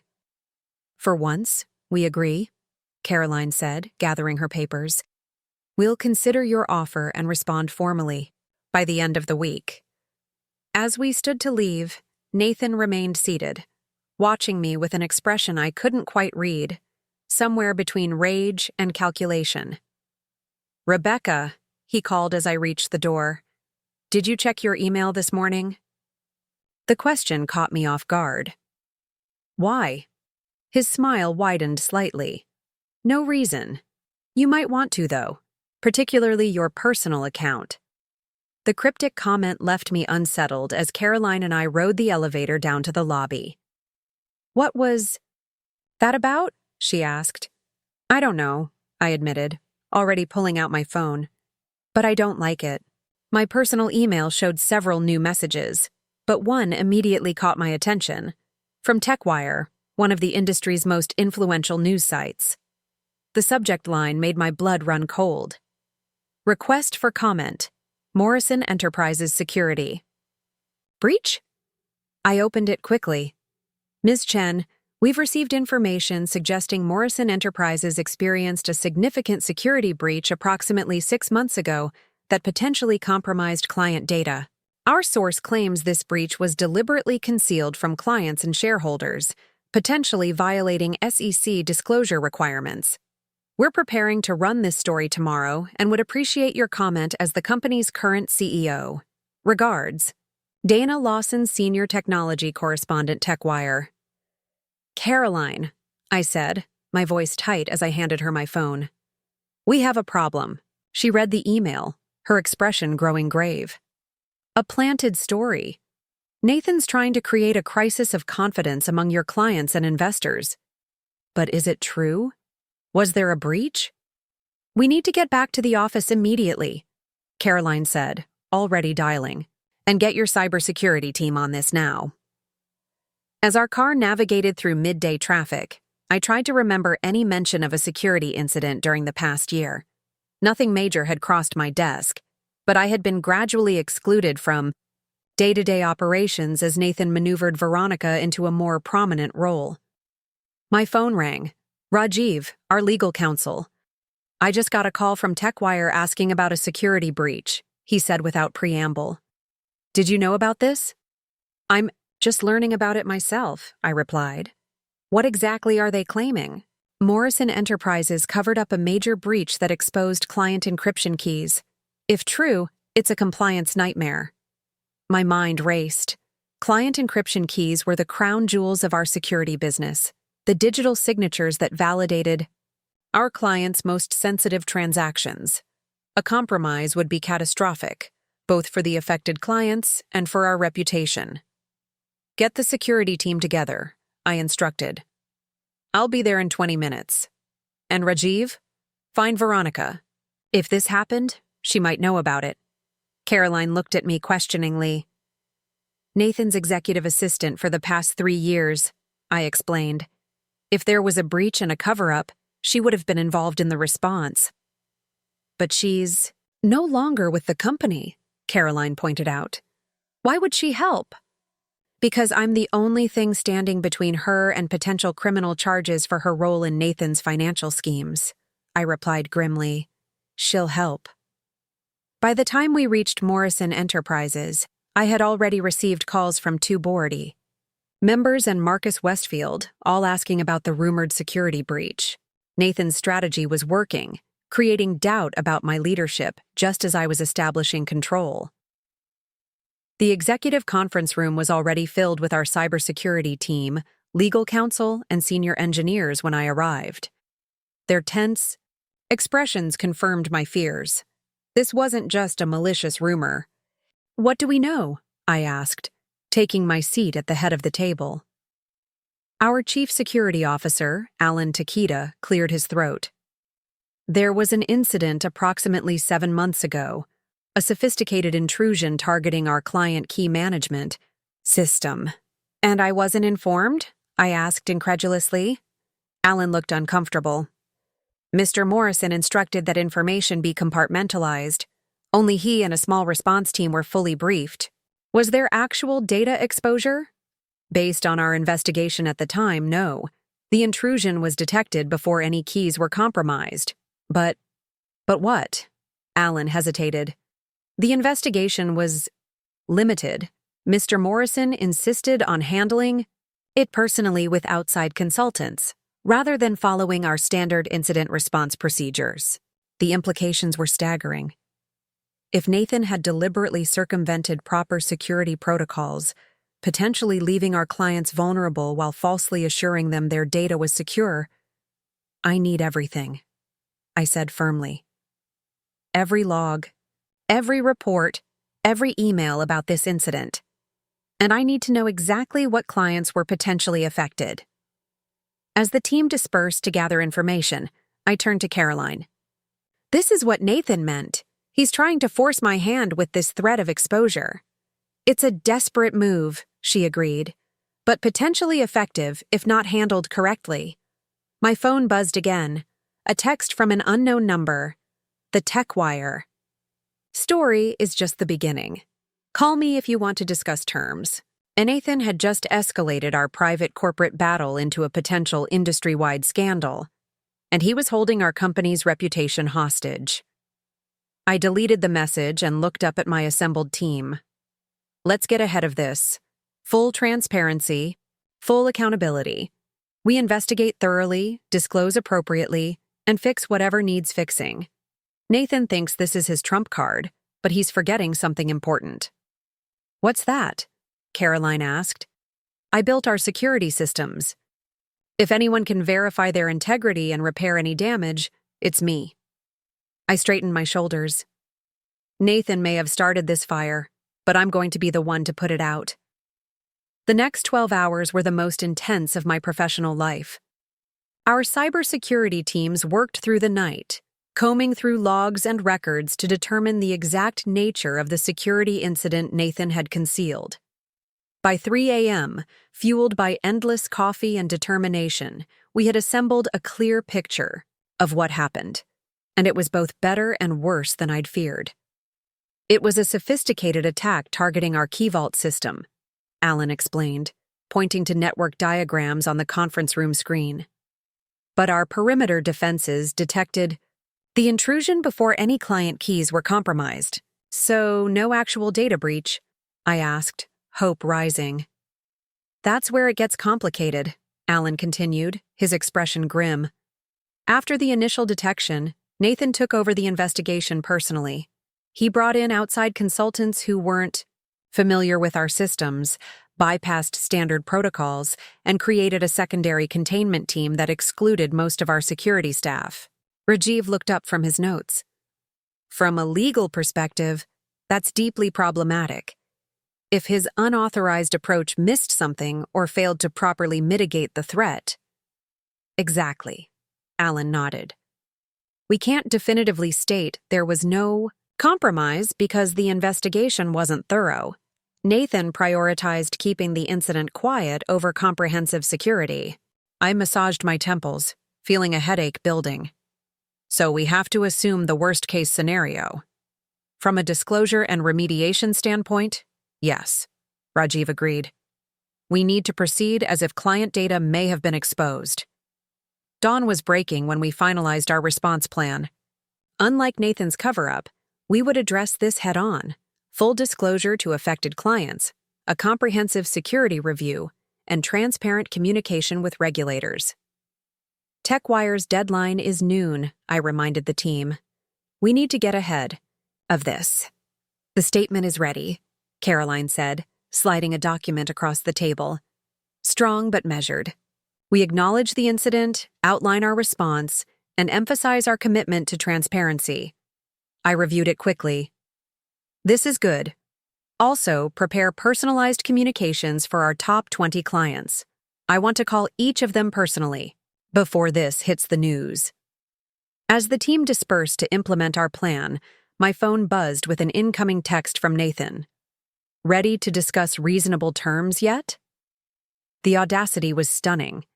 He had deliberately endangered our client's security, covered it up, and now was using the revelation as leverage. I deleted the message without responding. By 9 a.m., I had spoken with 15 of our major clients. The conversations were difficult but productive. Most appreciated the transparency and proactive approach, though a few expressed understandable concern. Marcus Westfield was particularly supportive. This kind of thing happens in our industry, he said after I'd explained the situation. What matters is how you handle it. Nathan's approach was irresponsible. Yours is exactly what I'd hoped for from a security partner. As noon approached, my assistant appeared at my office door. Ms. Chen, Michael Chen from the Wall Street Journal is here for your interview. In the chaos of the security incident, I'd completely forgotten our scheduled interview. Tell him I need to reschedule. He says it's urgent, something about helping with the TechWire situation. That caught my attention. Send him in. Michael entered looking uncharacteristically serious. You've had a busy night, he observed, taking in my disheveled appearance. That's putting it mildly.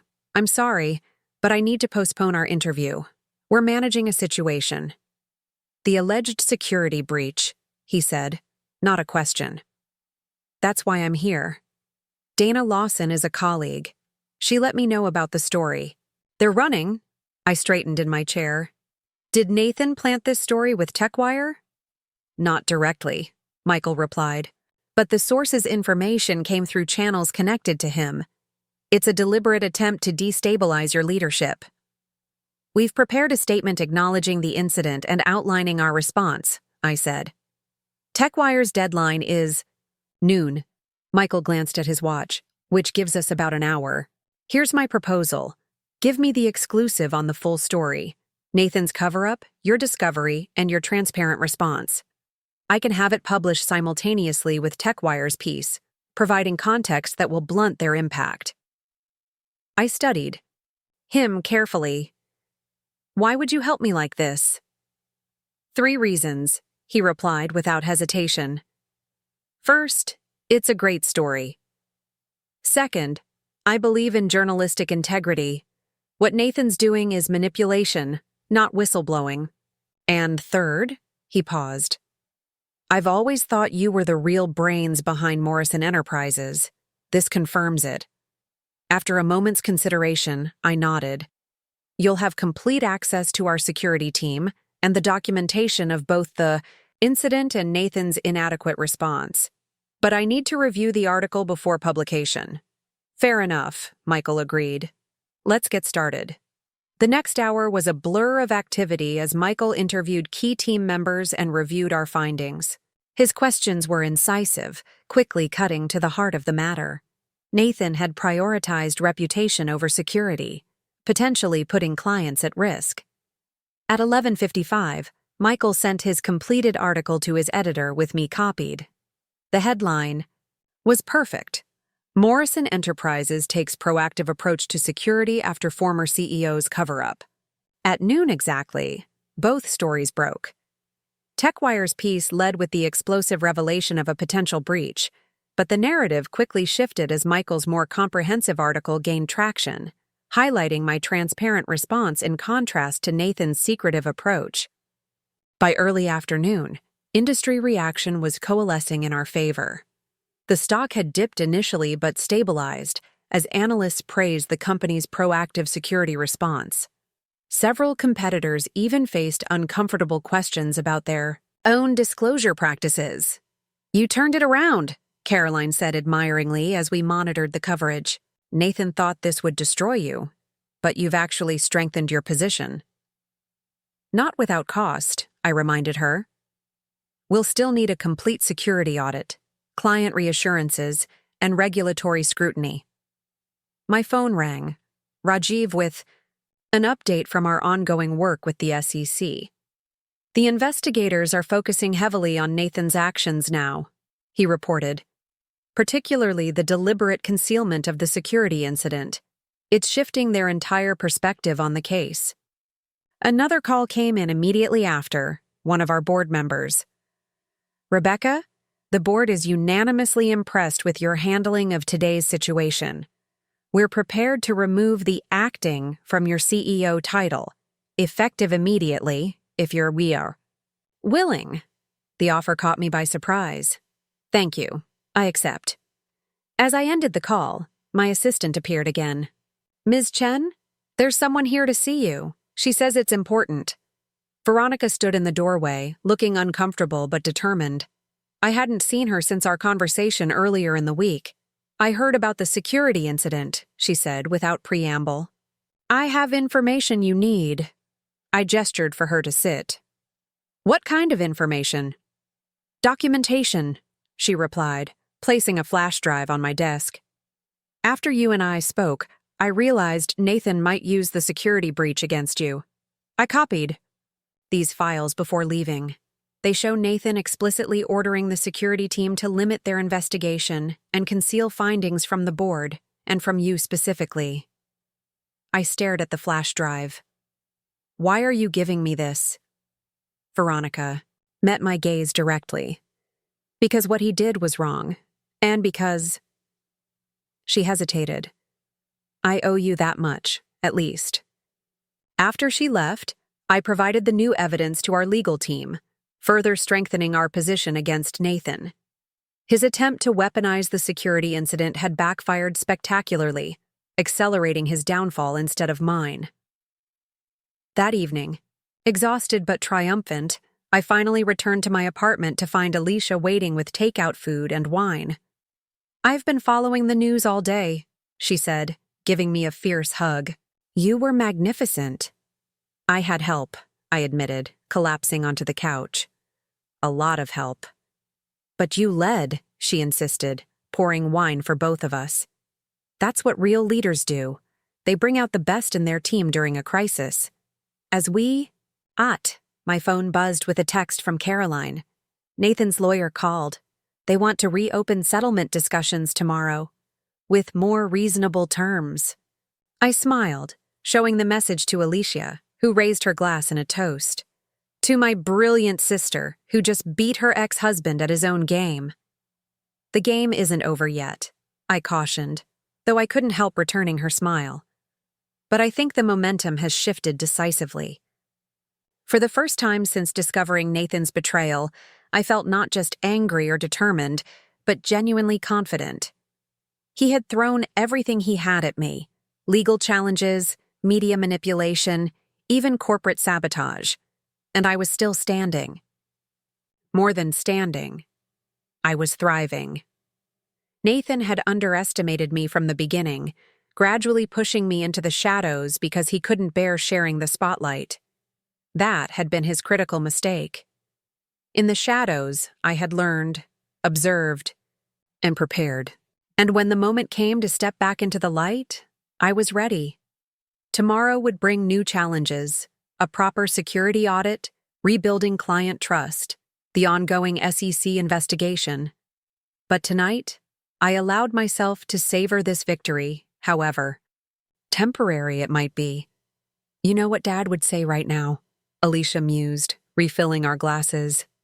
I laughed, already knowing the answer. The best revenge is massive success, we finished together, clinking our glasses in the quiet of my apartment, while somewhere across town, Nathan was learning that lesson the hard way.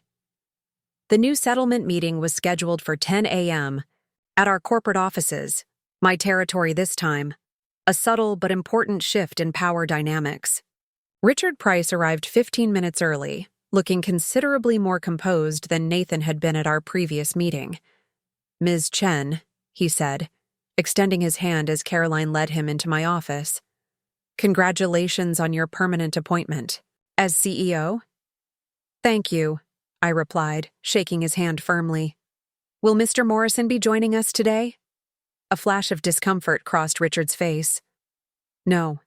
He's authorized me to negotiate on his behalf." I exchanged glances with Caroline. Nathan's absence was telling.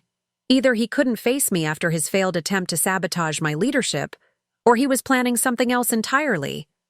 "Very well," I said, gesturing toward the conference table. "Let's discuss these more reasonable terms you mentioned." Richard opened his briefcase and withdrew a slim document.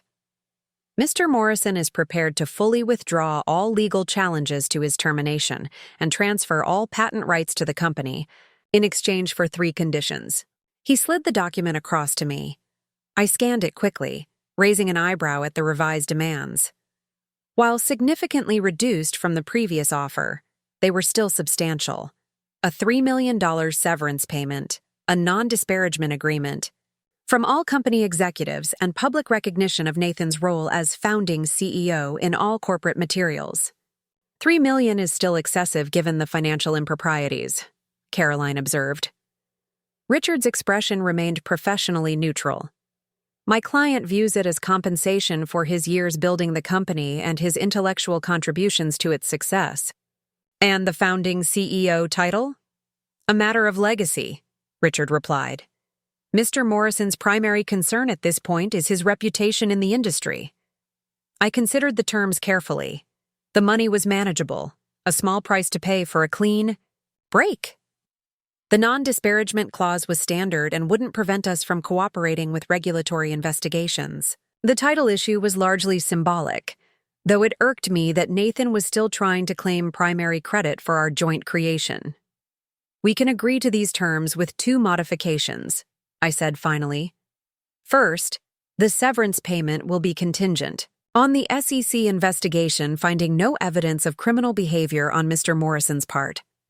Second, company materials will recognize both of us as co-founders, not just Nathan as founding CEO." Richard hesitated. "My client was very specific about the founding CEO designation." "Then your client can explain to the SEC why he concealed a security breach from shareholders, clients, and regulators," I replied evenly. "The co-founder's designation is non-negotiable." After a moment's consideration, Richard nodded. "I believe I can persuade him to accept those terms. We'll draw up the revised agreement today." "Excellent," Caroline said. "We'll review it promptly." As Richard prepared to leave, curiosity got the better of me. "How is Nathan, really?" Richard paused, seeming to weigh his response. "Between us, not well. The security breach revelation hit him hard. He genuinely believed his approach was protecting the company. By hiding potential vulnerabilities from our clients, by excluding our own security team from the investigation." Richard sighed. "I didn't say his belief was rational. Nathan has always had a particular way of viewing the world, one where his actions are always justified, regardless of consequences. That much was certainly true. Throughout our marriage, Nathan had displayed an uncanny ability to rationalize his behavior, no matter how questionable. It was part of what made him successful in business, and ultimately disastrous as a husband and partner." After Richard departed, Caroline looked at me questioningly. Are you sure about the co-founder's designation? We could push for sole credit given everything that's happened. I shook my head. I don't need to erase Nathan from the company's history to secure my place in it. The truth is, we did build it. Together, even if he later tried to push me out. Very magnanimous, Caroline observed. Not really, I replied with a small smile. Being the bigger person while still getting everything I want feels pretty satisfying, actually. By late afternoon, Richard had returned with the revised settlement agreement incorporating my changes. Nathan had apparently accepted the terms without further argument, a surprising capitulation that suggested just how desperate he was to end the public spectacle of our corporate divorce. As I signed the agreement, a weight lifted from my shoulders. The battle with Nathan was effectively over.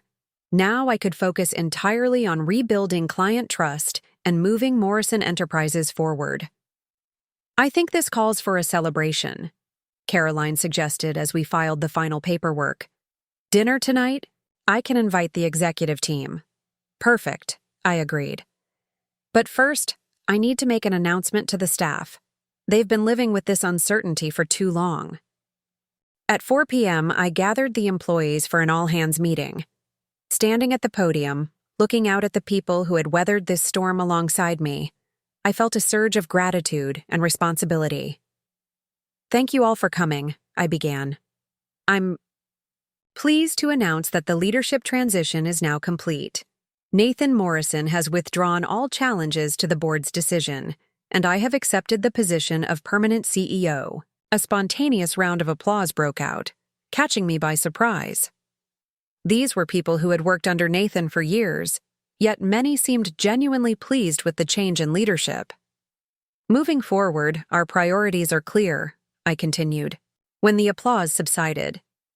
Completing our comprehensive security audit, rebuilding trust with our clients, and developing the innovative solutions that have always been at the heart of our company.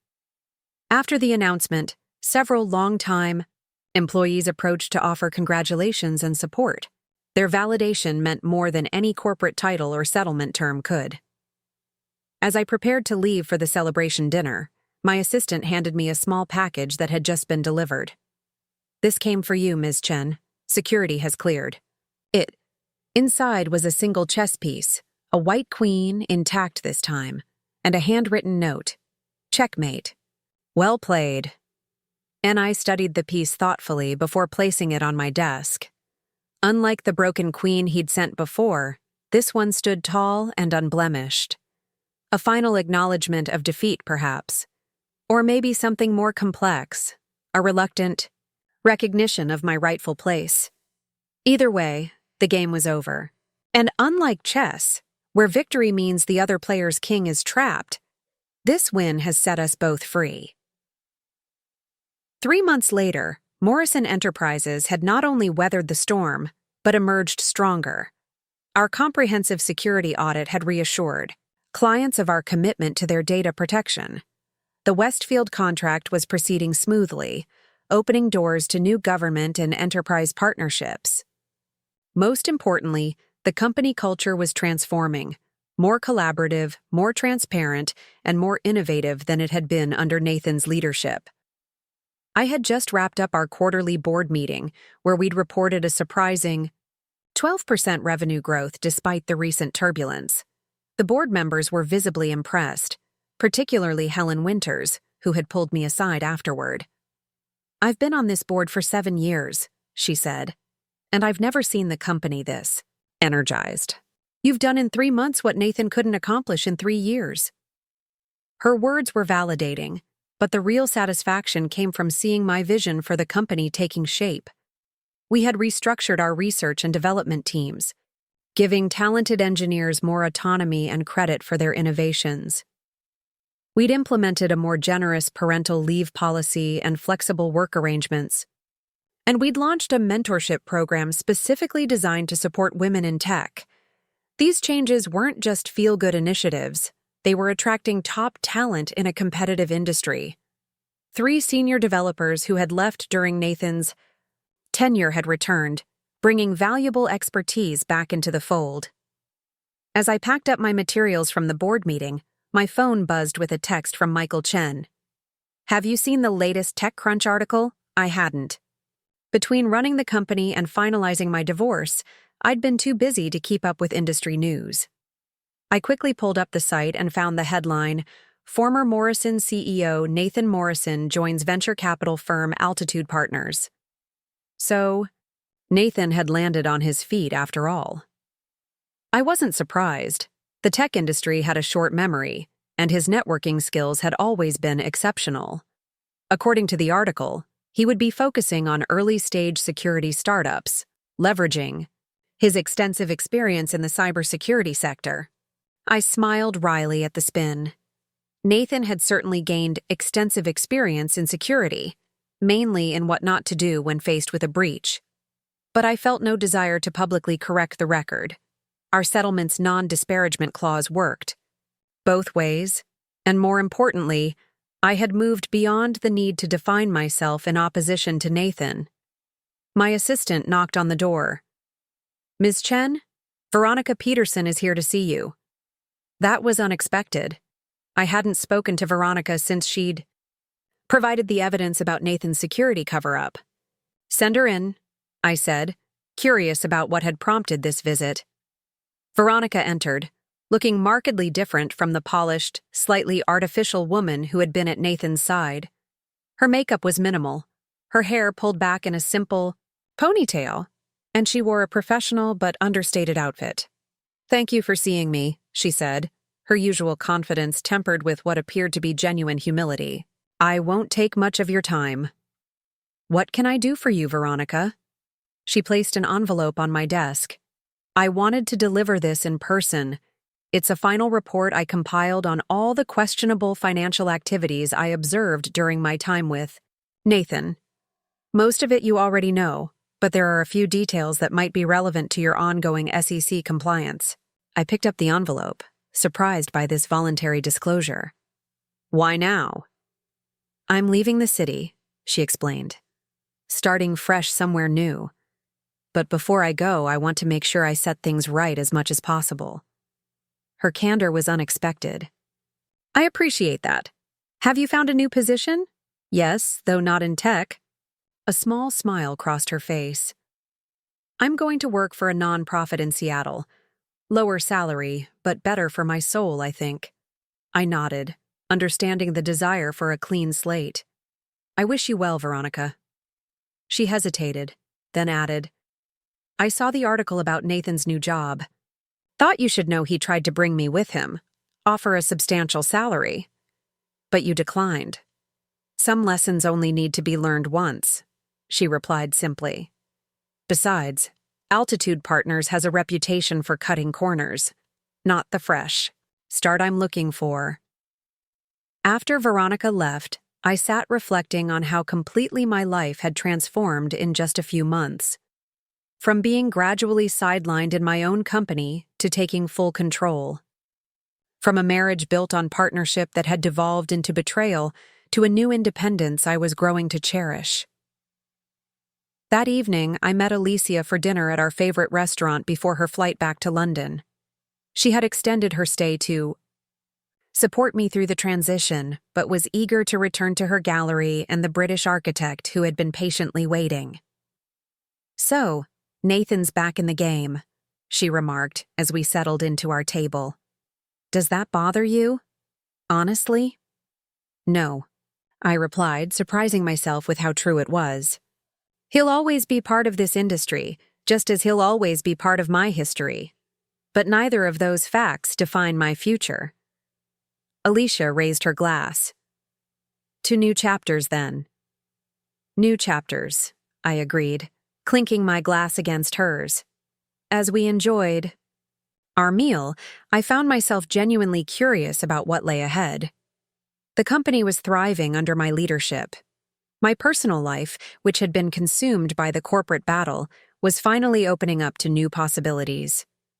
"There's something I've been meaning to ask," Alicia said as we finished dessert. "With everything settled, have you thought about changing the company name? Morrison Enterprises still carries his name." I had considered it briefly but dismissed the idea. The company's reputation and brand equity are built around that name. Besides, it was my name too, for 15 years. But not anymore, she pointed out. True, I acknowledged. But I've reclaimed everything else about the company that matters. The name is just letters on a building.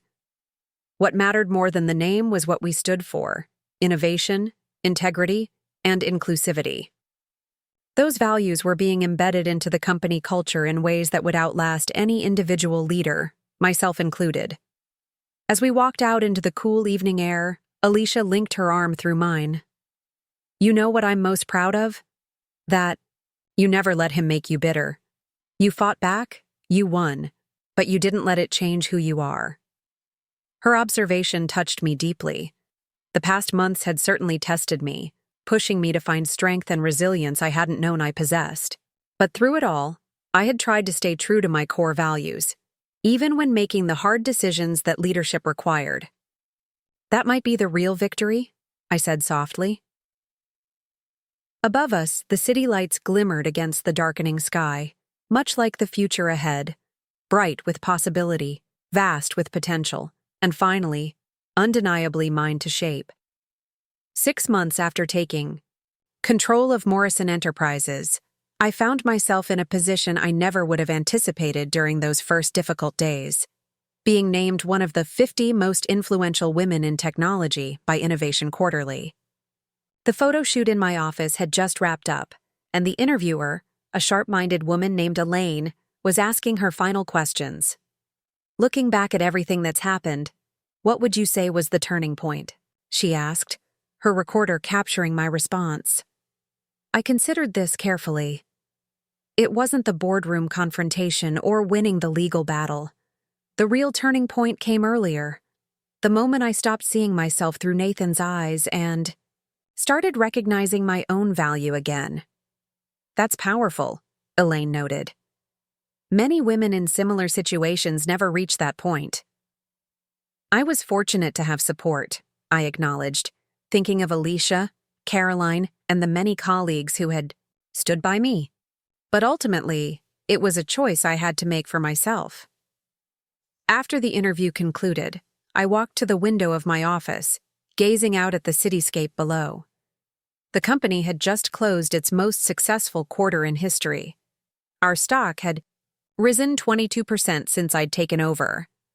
The security enhancements we'd implemented after the breach incident were now being licensed as a standalone product to other firms, creating an entirely new revenue stream. Professional success aside, my personal transformation had been equally significant. The divorce was finalized, my maiden name legally restored. The loft that had initially felt like a temporary refuge now truly felt like home, decorated to my taste without compromise. I'd even started dating again, cautiously, selectively, allowing myself to explore connections based on mutual respect rather than power dynamics. My assistant's voice came through the intercom. Ms. Chen, Mr. Westfield is here for your lunch meeting. Send him in, please. Marcus entered with his usual commanding presence, though I noticed him taking in the office changes with approval. Gone was Nathan's sterile minimalism, replaced by a warmer aesthetic that balanced professionalism with personality. Art from female artists on the walls, comfortable seating for collaborative discussions, and large whiteboards for spontaneous brainstorming. Rebecca, he greeted me warmly. The place looks different. Better. Thank you. It reflects how we work now. More collaborative, less hierarchical. Over lunch in the executive dining room, Marcus and I discussed the next phase of our partnership, integrating our security solutions more deeply into Westfield's new line of smart home devices. My technical team was skeptical when we first brought this to them, Marcus admitted. They'd had difficult experiences working with Nathan's engineers in the past, but they've been singing your team's praises these last few months. We've worked hard to change the culture, I explained. Engineers who create solutions together should get equal credit. No more top-down attribution. As our meeting concluded, Marcus hesitated slightly before speaking again. I ran into Nathan at a funding event last week. I kept my expression neutral, though I was curious. Oh? He asked about you, actually. Wanted to know how our partnership was progressing. And what did you tell him? Marcus smiled. The truth. That Morrison Enterprises under your leadership has become our most valuable technology partner. I appreciated his straightforward response. Nathan will always be interested in what we're doing here. It's natural. He seemed different, Marcus observed. Less imperious. Mentioned he was doing some personal growth work, whatever that means. The idea of Nathan engaged in genuine self-reflection was difficult to imagine, but not impossible. Perhaps his fall from grace had prompted some real introspection. Or maybe it was just another calculated reinvention. Either way, it was no longer my concern. That evening, I had dinner plans with Michael Chen, whose exclusive article during the security breach crisis had blossomed into a friendship that was gradually evolving into something more. His journalistic integrity and intelligence had impressed me from the beginning, but it was his genuine interest in who I was beyond the corporate story that had drawn me to him personally. We met at a small Italian restaurant far from the usual tech industry haunts. Michael was already seated, looking relaxed in casual clothes rather than his typical professional attire. Congratulations on the Innovation Quarterly profile, he said as I joined him. Though they barely scratched the surface of what you've accomplished. Maybe that's because you've set my media expectations too high, I teased. Not every journalist does months of background research before an interview. Professional thoroughness, he protested with a smile. Is that what you call it? I thought you were just looking for any excuse to see me again after that first Wall Street Journal interview. That too, he admitted, raising his glass. To investigative persistence. As we enjoyed our meal, Michael shared stories from his current project, an in-depth series on ethical challenges in technology.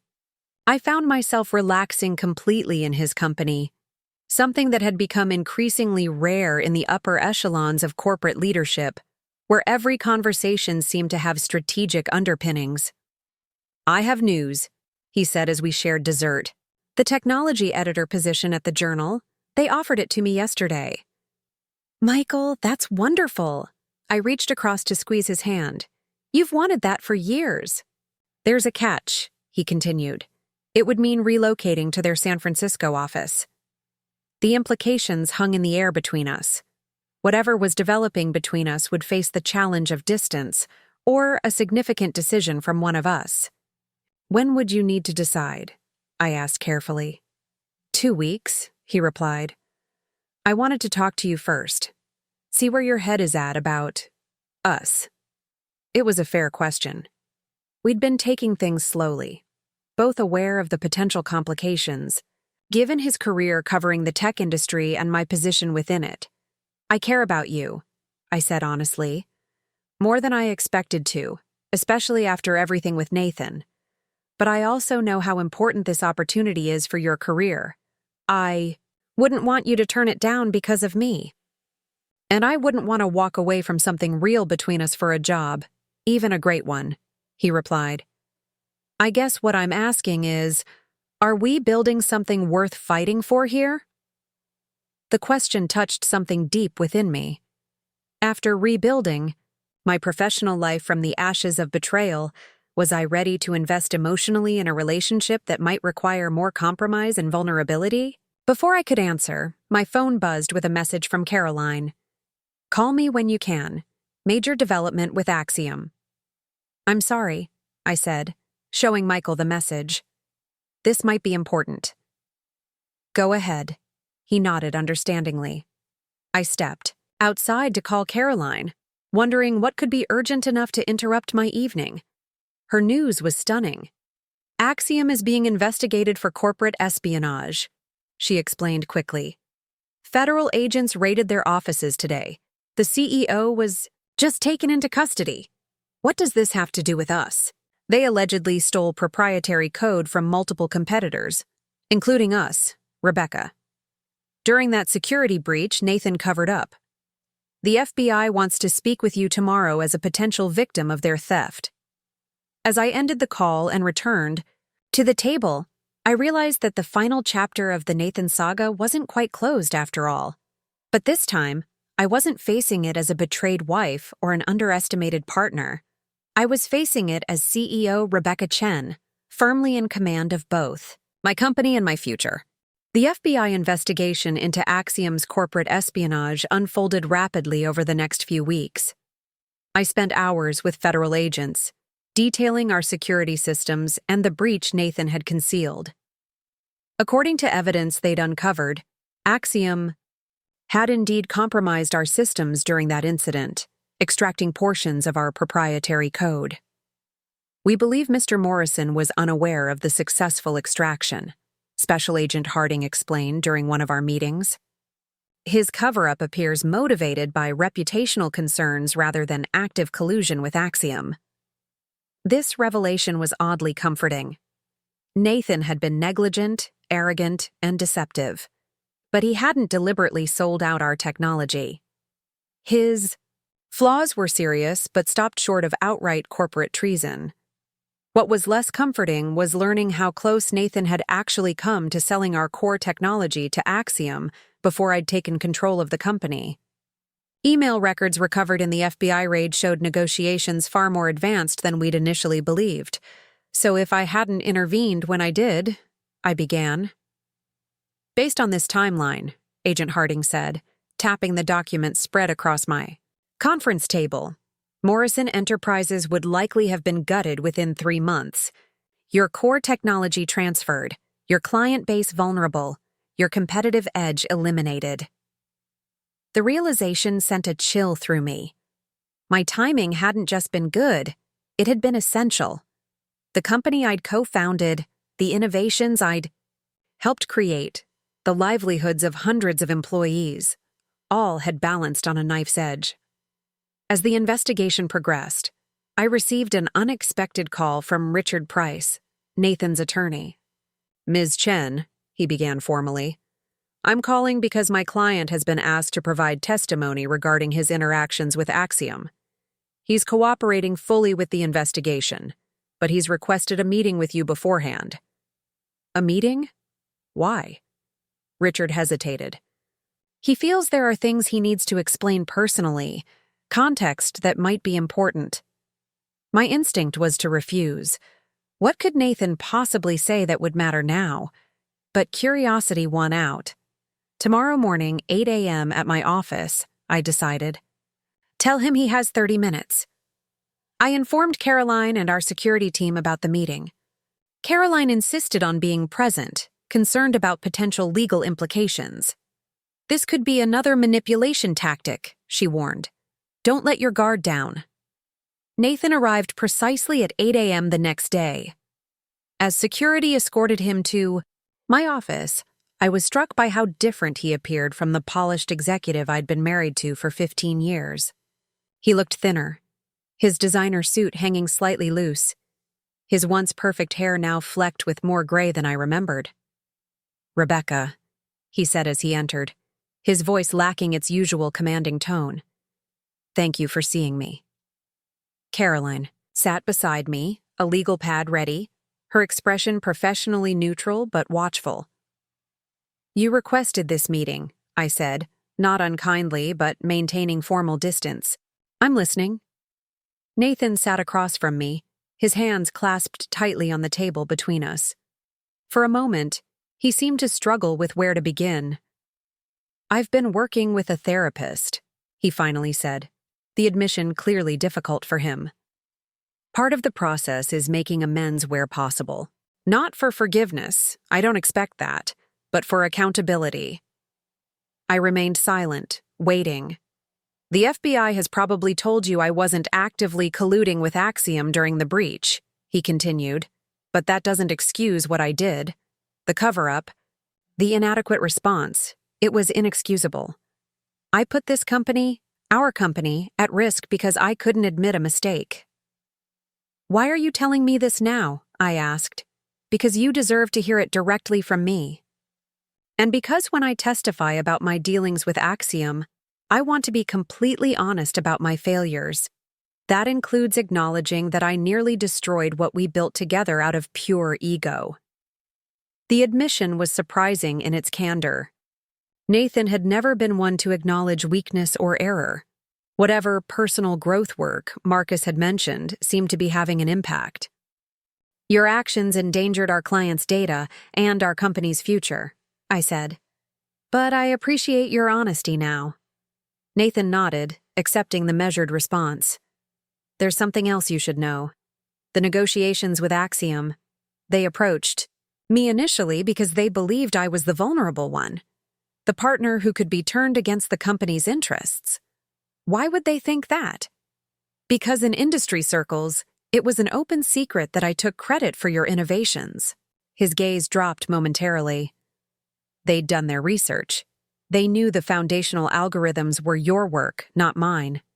They specifically targeted me because they recognized I'd prioritize my ego over the company's well-being." The admission hung in the air between us.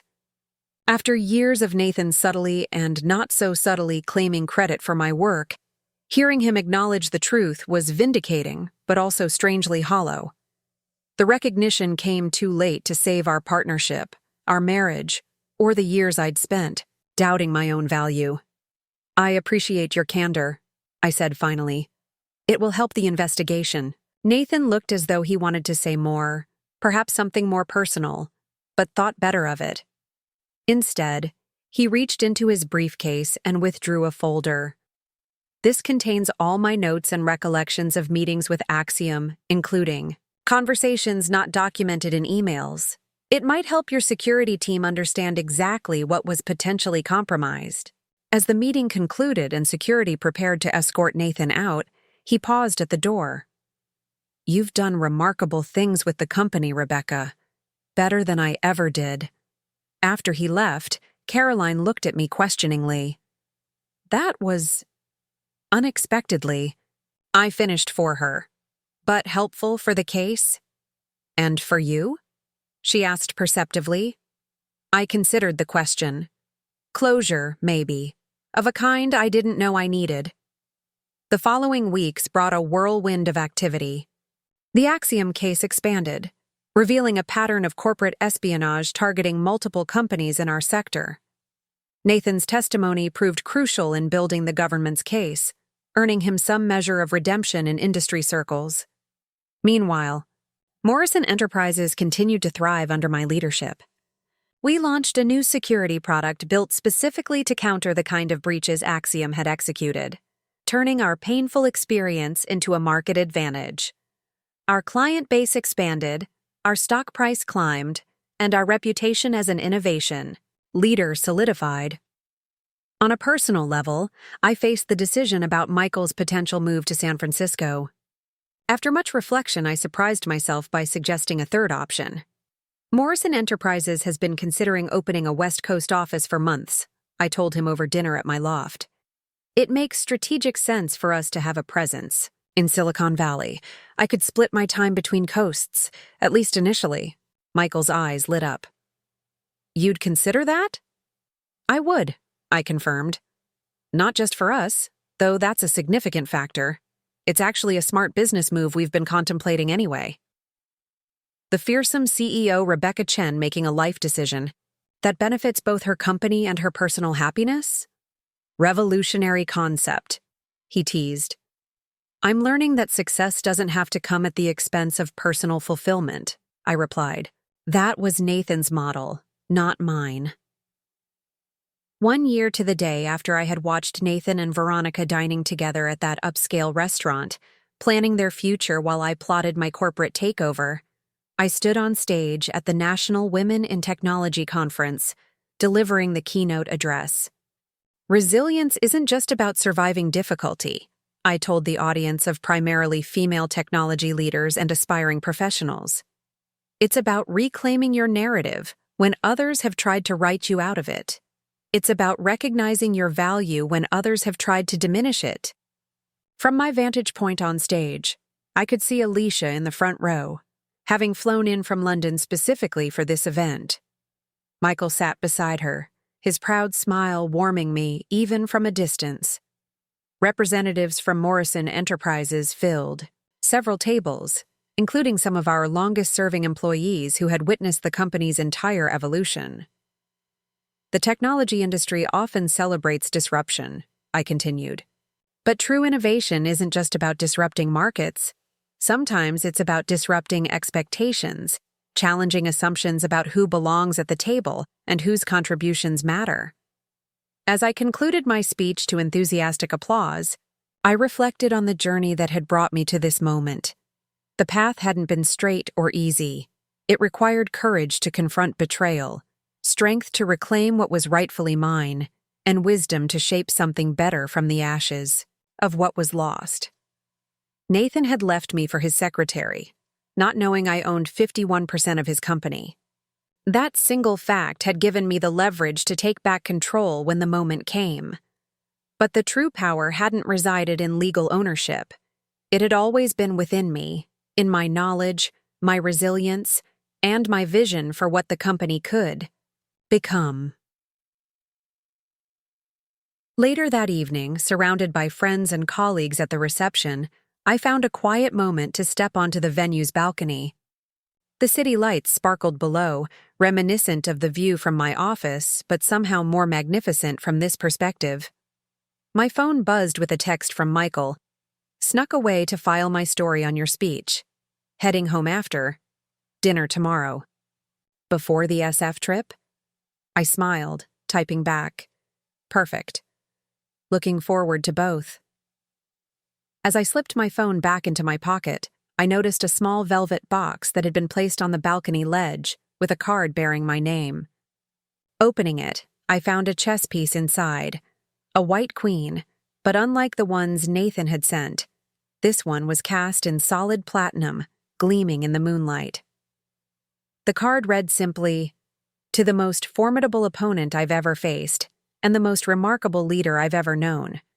Your move changed the game for all of us. Thank you." And I held the queen thoughtfully, appreciating the gesture for what it was.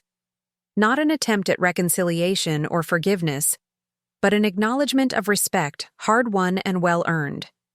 Then, I tucked both the chess piece and card into my evening bag and returned to the reception, to the company I'd built, the people I cared for, and the future I was creating, one entirely my own. Looking for more? We've got 2 amazing stories ready for you right on screen. If this one touched you, these are absolutely worth your time. Click to watch them now. And hey, subscribe and hit that bell to never miss our latest uploads.